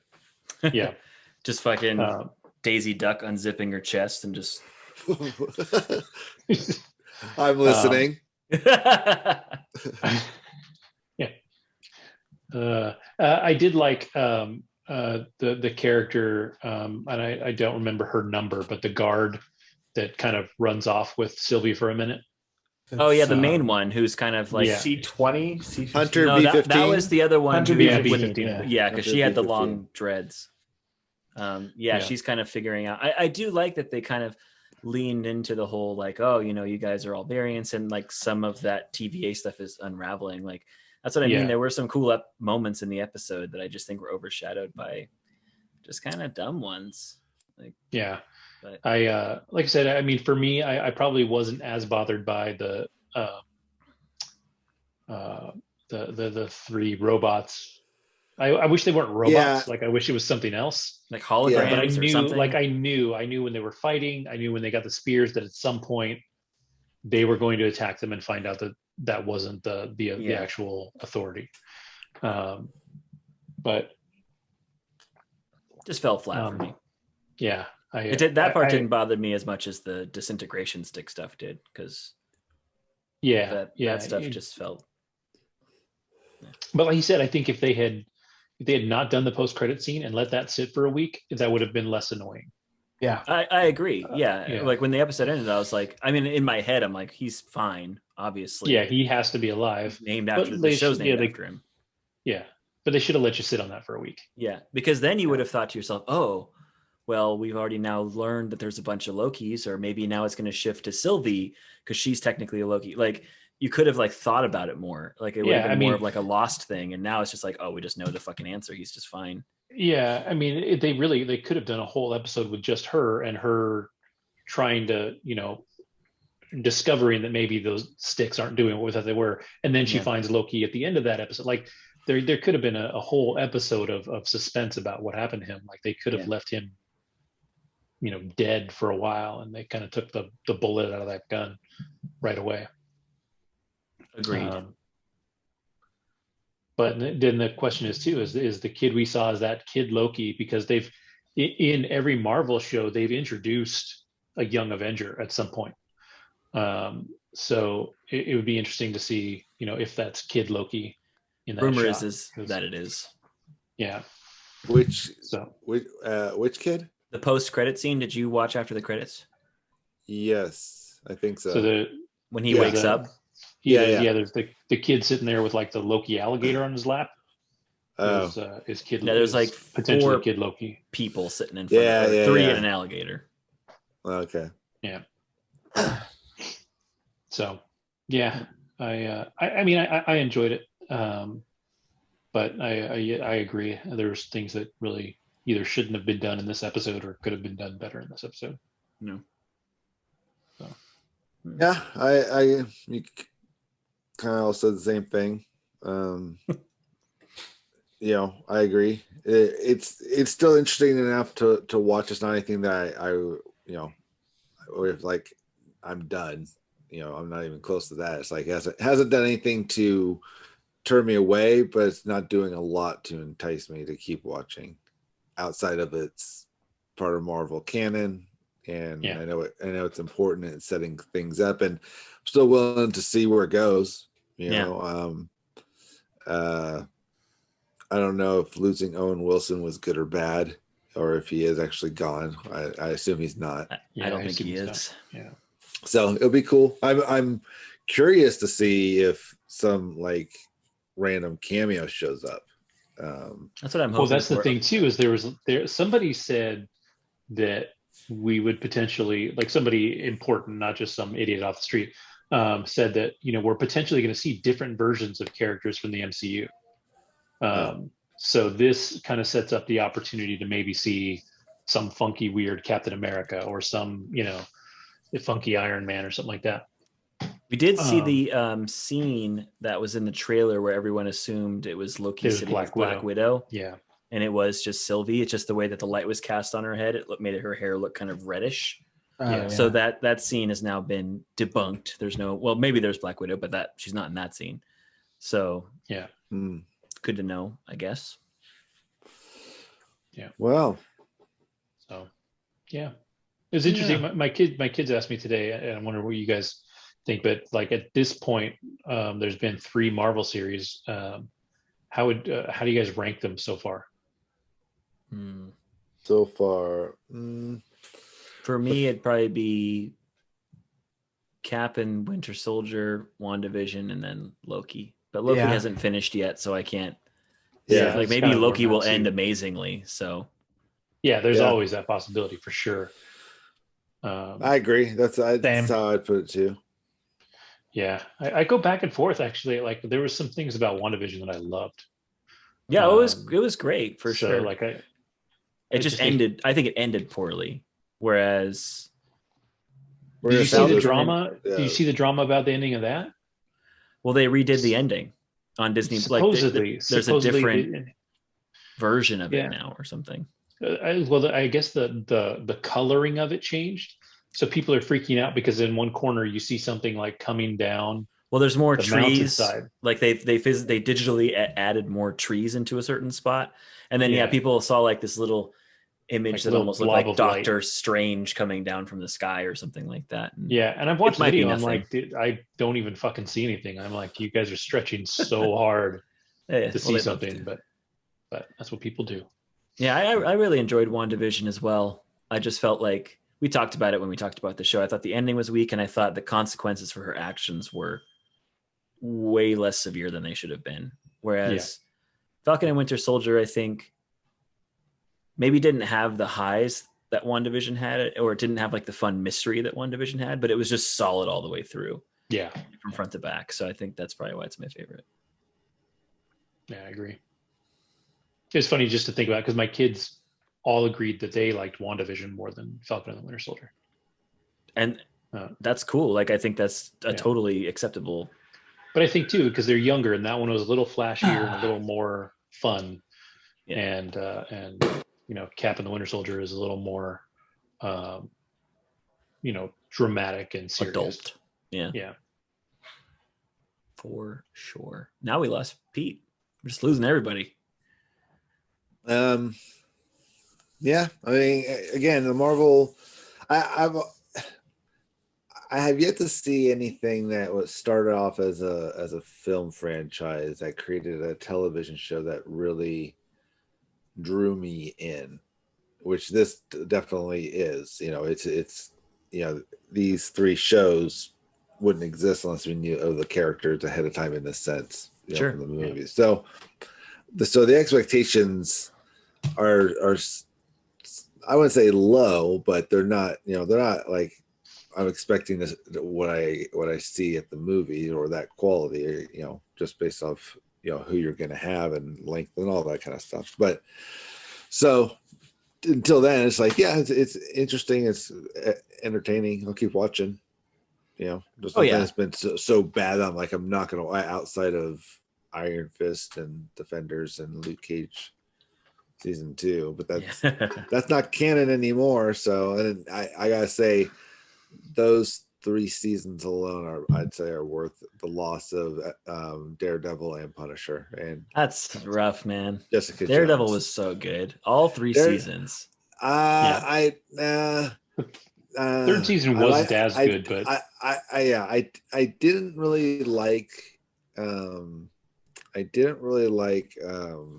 what's her face, Elektra.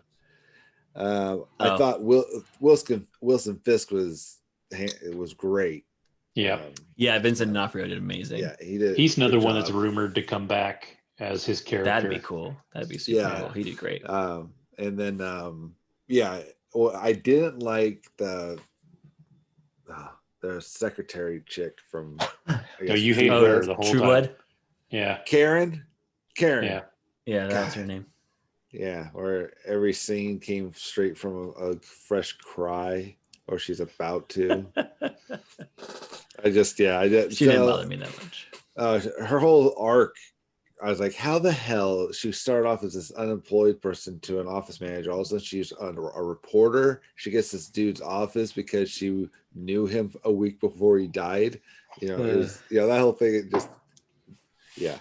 So that show kind of soured on me in terms of that character, but I would still watch every season as opposed to Luke Cage, where the second season is like, dude, you I don't want to watch this anymore ever. Thanks. I didn't watch Luke Cage or Iron Fist. I liked the first season of Luke Cage a lot. First season of Luke Cage was good.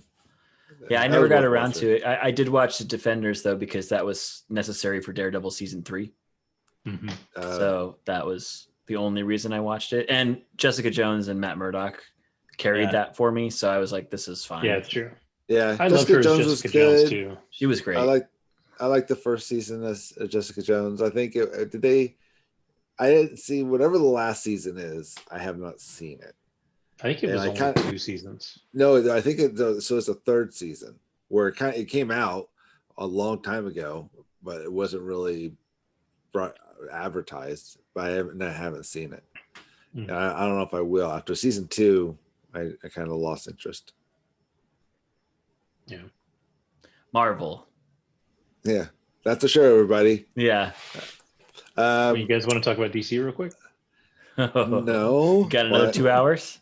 There's not any DC news, so let's just There's skip always DC news. Well, we got 2 franchises to speak about tonight. I have Lethal Weapon, and Alex has Planet of the Apes. So since Alex will be spinning, and I'll get the wheel ready here in a minute, I shall go first with Lethal Weapon. I watched both movies this week of Lethal Weapon 1 and 2. There's 2 more if you don't count Lethal Weapon 5 from It's Always Sunny, and Lethal Weapon 6. How could you not count those? Yeah, I should review those. You should. Oh my God, there's 5 I forgot and about 6. that. Yeah. You weren't here, but I did talk about how I've started rewatching Always Sunny. That's one of the things I started doing again. Oh, very nice. From the beginning. Yeah. I started upon that. I started rewatching the highlights and bloopers on YouTube of It's Always Sunny. Yeah, that's kind of what it's same, and that's what drove me. Just like I'm just gonna rewatch the whole fucking show. Yeah, that's what I think I'm gonna end up doing too. So, Lethal Weapon 1 and 2. I've always been a fan of the franchise as a whole. I don't recall, I don't recall what people thought about the 4th one, although I felt like people didn't like it as much as maybe I did, or wasn't as well received as, say, the 3rd one, or maybe it was the 3rd one people did. I don't remember. But the first 2 I remember were pretty solid, entertaining. And going back, it's kind of hilarious to see what they got away with. Give me 1 second. 1 second. 1. I know. Come on, man. Sorry, I had to close the garage door. So this is 1980. What? Late 80s, mid 80s. 87. Action comedy drama. I mean, it's 1987, but it's an action film, buddy cop kind of thing, and kind of like, I don't know if it launched a genre, but it definitely was just a very popular buddy cop movie. And basically, you got this, older cop who started the franchise. Danny Glover plays Roger Murtaugh. He's turning 50. And you know that because of the scene of, singing happy birthday to their dad while he's in the bathtub in the morning. Like the whole family just busts in and he's in the bathtub. And I'm like, well, okay, that's odd. That's just, right off the bat. But anyway, and then Mel Gibson plays kind of like the very loose cannon, unpredictable, somewhat suicidal, that we come to find out, cop who they somehow get teamed up. And what I found interesting was they are homicide detectives, and at no time are they investigating any homicide that they basically didn't create. They're just keeping themselves in business. Yeah, man. I mean, the first thing that Murtaugh is given or is investigating is a suicide. Basically, by all accounts, it looks like a suicide. This chick jumped from a building, and so come to find out that she was drugged, so she would have died anyway. So now it's a murder. But I don't know if it is different in 87, but I figure that detectives also didn't answer radio calls, like a crime in progress, which they would do. And then they ended up shooting people, and they're just like, and then off they go. And it's like, or that they use their own car, like number two. So the start of number two is they're in pursuit of a robbery. I'm like, you're homicide detectives. I feel like whoever wrote the movie just went to a police station, was like, what's a high rank for you guys? They're like, detectives. Like, that's all I needed. And then they just walked away. Like, no. Who are those guys sitting at the desk? Detectives? Perfect. Yeah. Right. So yeah. Anyway, so they first teamed up together, and Danny Glover's character Roger Murtaugh is, he thinks that Mel Gibson's character Martin Riggs is totally crazy. He thinks he's going to get himself himself killed, and they just don't get along.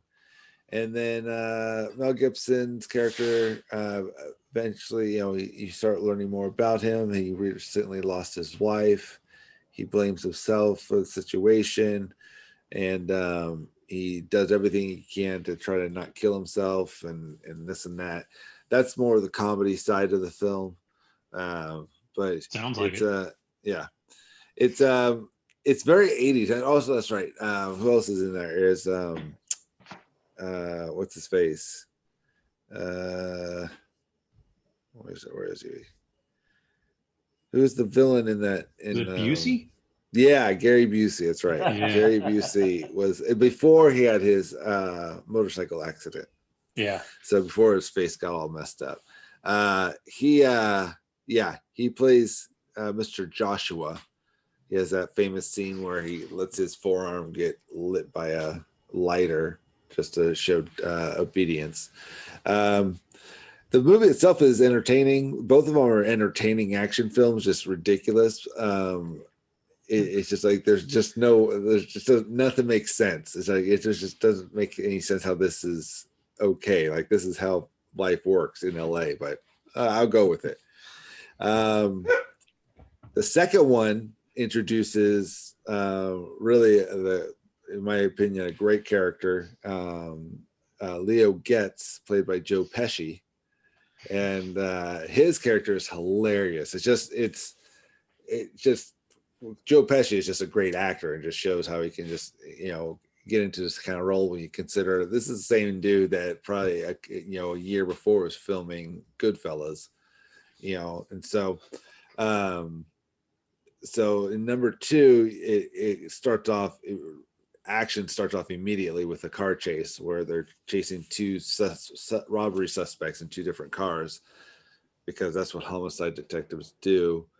And they end up driving Murtaugh's his wife's new car, which is a station wagon. So he has to use his own car, I guess, as a detective, and it gets shot to hell and all this stuff. That's like the running joke throughout the whole film, is just how his wife's car is just blown up. I wonder if that's where they got that for Always Sunny, with Dee's car always getting fucked up. Maybe, because they are fans, obviously. So yeah. So then number two introduces a character where I guess they introduce the concept of diplomatic immunity. Yeah, diplomatic immunity. That if you're a diplomat from another country or whatever, you're immune to any kind of arrest or any of America's laws or this and that. And so it's really interesting and I'm kind of glad I watched these close together, because in the second one, Mel Gibson's character starts to really give you some background as to, you know, what's going on with him. And he talks about the story about how his wife died by a car accident when they were supposed to meet for dinner. He completely forgot about it. She waited and then finally drove herself home and then got into a car accident and died. That's how he knew the story. Well, come to find out that the villain in the second one was actually Martin Riggs was the target of an assassination attempt by this organization, because he started, I guess he was kind of sniffing around into something that was their business, and they thought he was driving the car or something like that. And so it's like, okay, that's coincidental. And so he starts seeing this other chick in this movie that worked for them and fell for him for no apparent reason. There's really watching this, and like, he's kind of an asshole and kind of like a pig. I can't see why any woman would be like, yes, this is him, but this chick did. And they kind of fell for each other rather quickly, like in the matter of, I don't know, 48 hours, 24 hours. And during that time too, his little mobile home, literally on the beach, was shot to shit by a helicopter and machine guns for a good, like, what seemed like 20 minutes of film. So it's probably like really about 5. But they escaped that. And, you know, instead of assuming that, oh, okay, well, he knew where I lived, you know, let's get you home to where you live, and just, you know, drops her off like, you know, like everything's cool, and then ends up getting knocked out, and he finds himself on the dock and in a straitjacket, and they throw him off the dock, and when he goes down, he finds his then now dead girlfriend underneath the water, drowned, dead, right? So I'm like, okay, great, now there's 2 women that these guys have killed, and just like they create this love story like it's supposed to be so deep. It's like, you just met, like, it just, I don't know, I felt like they rushed a couple things in this one. But anyway, I'm 2 in, I got 2 to go. Obviously, I've seen these before. I remember Joe Pesci's character in this next one is expanded a bit. In fact, he's even like on the poster of the second or the third one, it's, you know, Mel Gibson, Danny Glover, and Joe Pesci written in there. So like his character becomes a little bit more. I remember, I don't remember ever being annoyed by his character, but I do remember it gets broader as they go. And then when Chris Rock enters the scene in the fourth one, yeah, and Jet Li. So, but so far so good. Lethal Weapon 1 and 2. They're, you know, I think they're, as far as the franchise goes, I don't think there's one that really kills it like Indiana Jones. So number 5, I think, either it's on hold close right now. Well, Indy has a shoulder injury, so it's on hold. Yeah, but I think they were getting, 85-year-old dude hurt himself doing an action scene. No shit. I think they were getting close to being done with like principal photography and shit though. So good. So this will delay that movie a little bit longer for us. Hooray! They'll CGI the rest of them in. Yeah. What I really like though is that on our show, it looks like Pete is slowly falling asleep. No, it looks like he's slowly just. He did just. You started up like your head was covering the R in Avatar. I know. And at this point, looks like a cushion that's just like. You're just like. Well, yeah, I'm on my couch, so I can like stretch out. Like, oh, I know you're on your couch. It looks like you're falling asleep on your couch. That's what I'm saying. It's Petey's nap time. I'm on a very uncomfortable chair, and I always am, so I don't fall asleep. I am listening with rapt attention. Tight. Okay then. So Lethal Weapon 1 and 2, thumbs up. I might get the 3 and 4 done. Depends on Alex's spin tonight. What does that mean? If you get something good, I might just take it. Oh, that's right. You have a take. Give me that shit, and then That's right. And then you have to spin again. Yeah, There's two chances to get Friday the 13th. Even if it's okay, I might still take it. If you take it, you still have to finish Lethal Weapon, though. That's how that works. Yeah, I know. But I have my next one queued up as opposed to having to spin it. Yeah, for sure. For show. For show. All right. Well, tight. Planet of the Apes. Trey. Yeah. This one. Which one? What was this one? Dawn. This one's called War for the Planet of the Apes. It goes Rise, Dawn, and then War. Okay. Which you can't tell from the title. This one's all about a war. For what? Survival. You know what I mean? It's pretty deep. Deep. In the last movie, basically, I explained it already, but humans have essentially been gone for, I think it's like 10 years. And most of them are dead. And they've been infected by this virus that's essentially their fault. They gave it to the monkeys to make them smarter, and then it mutated and turned into something that killed all of them. So all the people who are left are very scattered, and the apes and people in the last movie discover each other and try to coexist peacefully, but there's a couple of radicals on both sides, both the humans and on the ape side, who end up kind of fucking everything up and basically starting a war. And that's how the last movie ends. Like, the good apes and the good humans are like, fuck, dude, like, we're fucked.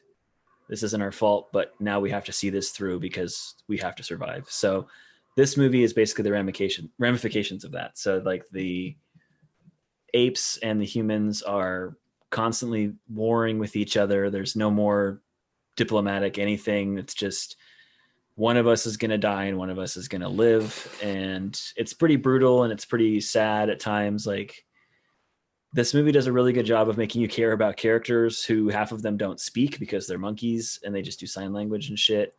But they give them such good like personalities and enough visual indicators so that you can just see them and know like, oh, that's Rocket and that's Blue Eyes and that's Caesar. And like, you just know them just by giving a quick glance. And I think it's really impressive. They did really good work on personifying all of the apes.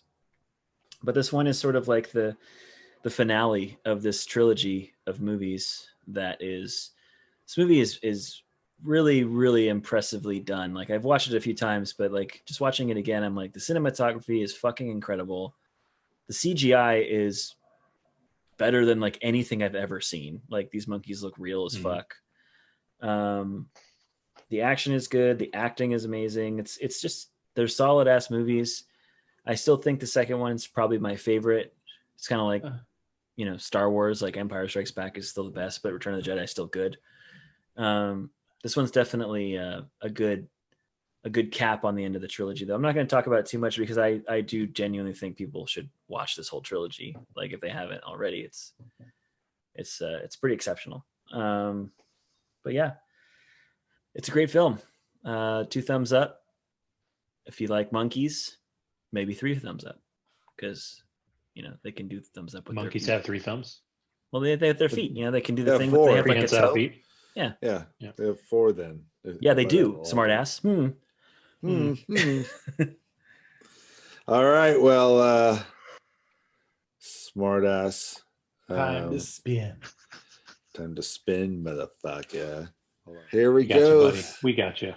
No, you all right. Now that we're back, we got our wheels set. We're ready to roll. Alex, say go, and I'll spin. He's not going to say go. You're foiling my plans, Kevin. Shush. Okay, no, this part's not getting edited out, so fucking say go, Kevin. Jesus. I'm not saying go. I'm not the one saying it. Or not Kevin, Alex. Just well, now someone going to do it because you just. I heard go. You know what's not on here is the Austin Powers movies.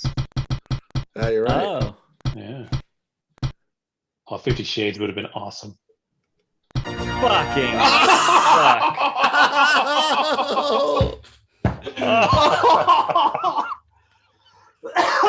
School Musical. Oh shit! You know what though? At least those will go fast. You'll just They do. They go very quickly. Yeah, I they'll go love how extra he's like fast the because I'll be authority. I'm assuming, but I'll be I am asleep certain while that Peter's they're watched all on. of these. So No, I didn't. I will. I've seen these, and yes, it was because of my daughters, not because I wanted. Sure to it see them. was. Sure. No, I'll was. cop to. I'll Right. cop to other stuff. I had no interest in these. Yeah, it's not because Zac Efron's in them. Yeah. No. Yeah. more like the Zach amount of- Buffron. Yeah. Right. The amount of texts I received after he saw them would say a little different. How many are there? 3? Yeah. No, he live tweeted the whole movie to me. Pretty much, he's so excited. Shit. All right. Shit. Hey, it could have been worse. You want to take it? It could no, because it could have been so much better too. Well, it was on Scary Movie ahead of time, and I'm like, those are bad, but they're at least kind of funny. Yeah, yeah. Like, and then I saw and I looked at what was next, and it was still going. I'm like, I'm gonna get High School Musical. Fucking. Oh god. That's awesome. That's fantastic. I'm You know- I'm sad for David that he missed this.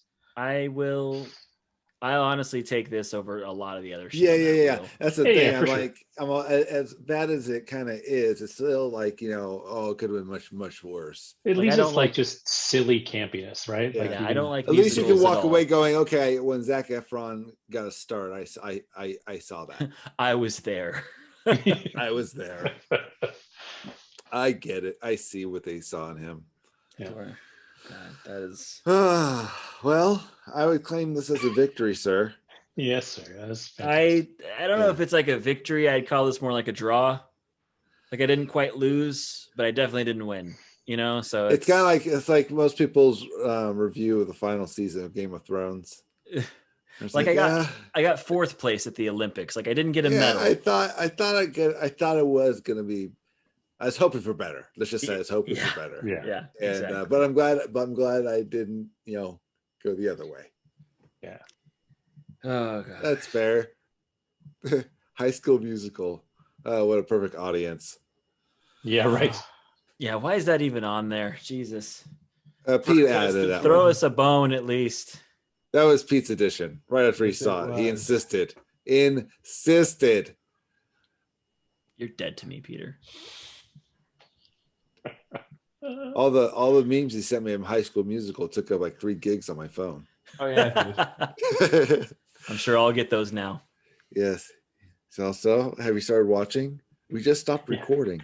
He's like, do you want me to watch it with you? It's like, we can FaceTime. Do you have Blu-ray? I'll make the trip. Yeah. I got the Blu-ray. Just FaceTime me There and is put a your phone difference. next to you on the couch. So it's like I'm sitting there. Yeah. I mean, my daughters will be there too because they insisted. Oh, we They do just a watch started party. watching. I bought it on Laserdisc. You want me to bring the Laserdisc? Was Laserdisc even still a thing when they first came out? I don't think No. so. Jesus.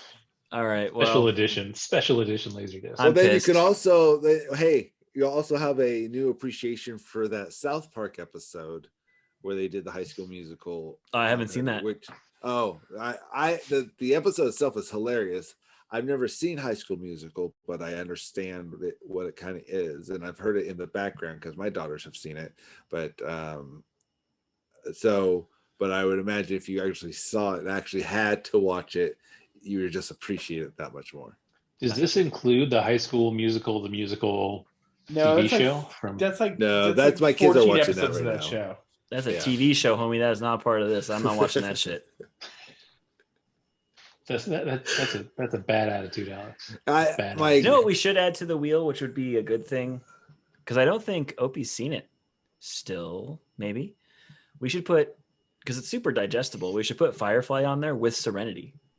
Yeah. That's true. That would actually be a good one. Because That's that's a not season. mixing it so shows with. But dude, movies. it's really like it's shorter than the fucking Nightmare know. franchise. Like, yeah, but it's not movies. It's a slippery slope, my but friend. Serenity is so good, and that is a movie. Yeah. Mm-hmm. No, we're not gonna start doing just individual movies. Come on, think, Alex. I did think, and everyone agrees except for you. It's Well, true. Well, I it just got so the happens. wheel. the wheel app is on my phone. Next time I come in and I plug my phone in and I'm like, not anymore, bitch. What? That doesn't even make sense. All right. Well, what time is it? Oh, well, I guess it's around the time usually.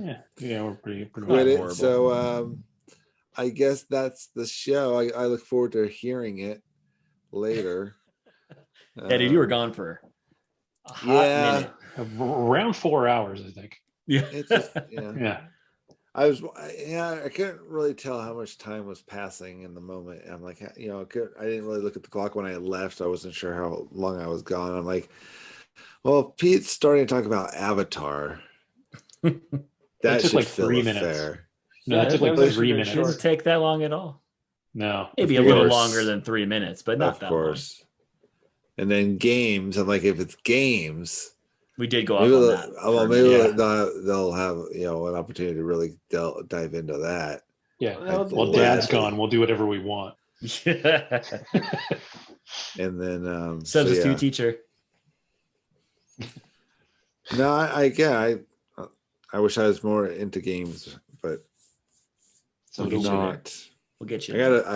There's one game I need to play. It's like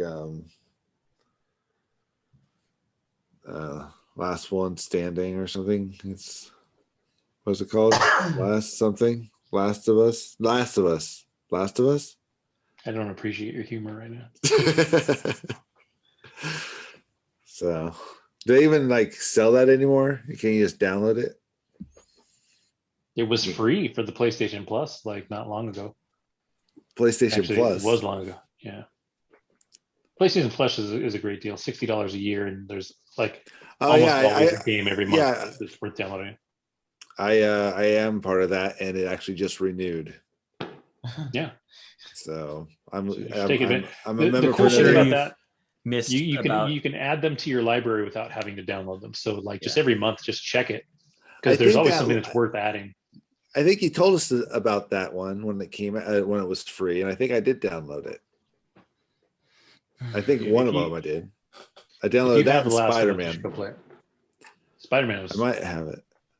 Spider-Man's awesome, actually. It really is excellent. A good game. Yeah, it's excellent. Yeah, I downloaded that. I started playing that, but just haven't had time. See, I have games to play. I want to play. Just start neglecting your children. It's really that easy. That's what I do. Yeah. Yeah. Alex, you don't have children. I have a cat. Just neglect her.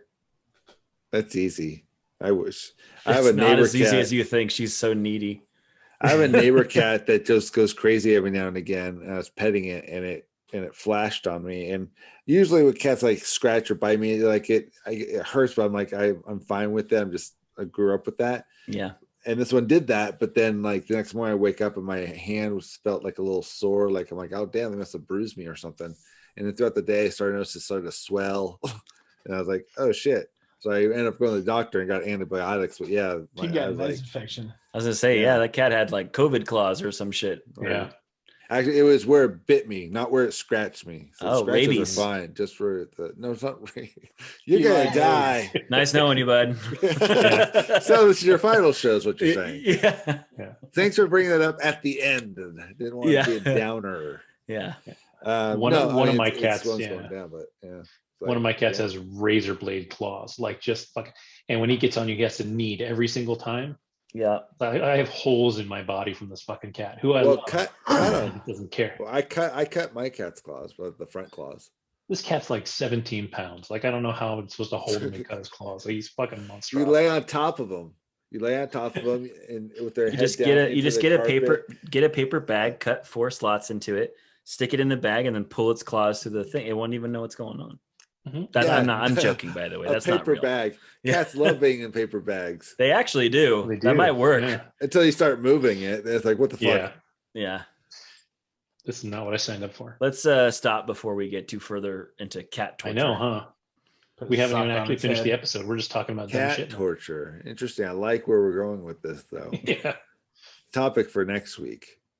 Didn't you watch a documentary about? Yeah, the one on Netflix about the cat. Yeah. Don't fuck with cats. Oh yeah, I saw that too. Yeah. But you're the only one who watched it. You talked about it. Oh. All right then. All right, listen, subscribe, download. Come on, Way to sell it, Pete. He is half woke up from asleep. his nap. Sure. Thanks for coming too for the last little. So, I want he got his cue. Wait for 3 seconds of silence and then give the sign off. Wait. Are you in Connecticut this week? Jesus Christ. Yeah. All right. Well, I guess we should end it now. Thanks for listening. Thanks for downloading. I guess we're on still Facebook. I guess we're on. I don't know. Do we have a Twitter? We're on Instagram and Twitter. We have all Kevin's of it. We have everything. Kevin's all over it. Yeah, I'm we have stuff totally on Instagram? responsible for that shit. All right, cool. Well, maybe you should do the sign off then, because you apparently I'm not know going to all do that that. information. All right, sounds good. Tell your friends. Talk to you next week. Bye.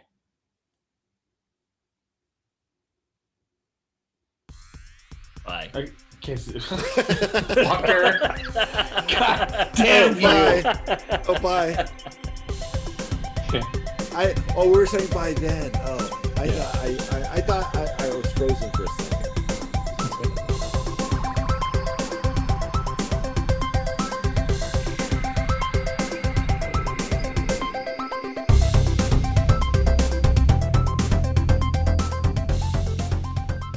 Jesus. Oh, some of the memes were fire about that though. With Did you say we're fire? We're what? I'm sorry. What is that? What did you just say? Fire. I said some of the memes about the fucking were absolute fire. It was I don't Okay, understand. boomer. Yeah. If anything, that's a millennial saying. Yeah, but coming out of his way mouth, around. it sounds so like wrong. Like, stop trying. Yeah. Some of those memes were Yeah. on fire. It's like, well, I told my nephew to listen this week. I'm just trying to reach out. And next, Just our trying to special connect. guest, Snoop Doggy Dog. That's what's up. For sure. That's what's up. Am I using that right? I agree with you, Peter. They were indeed fire. I can say that because I'm younger.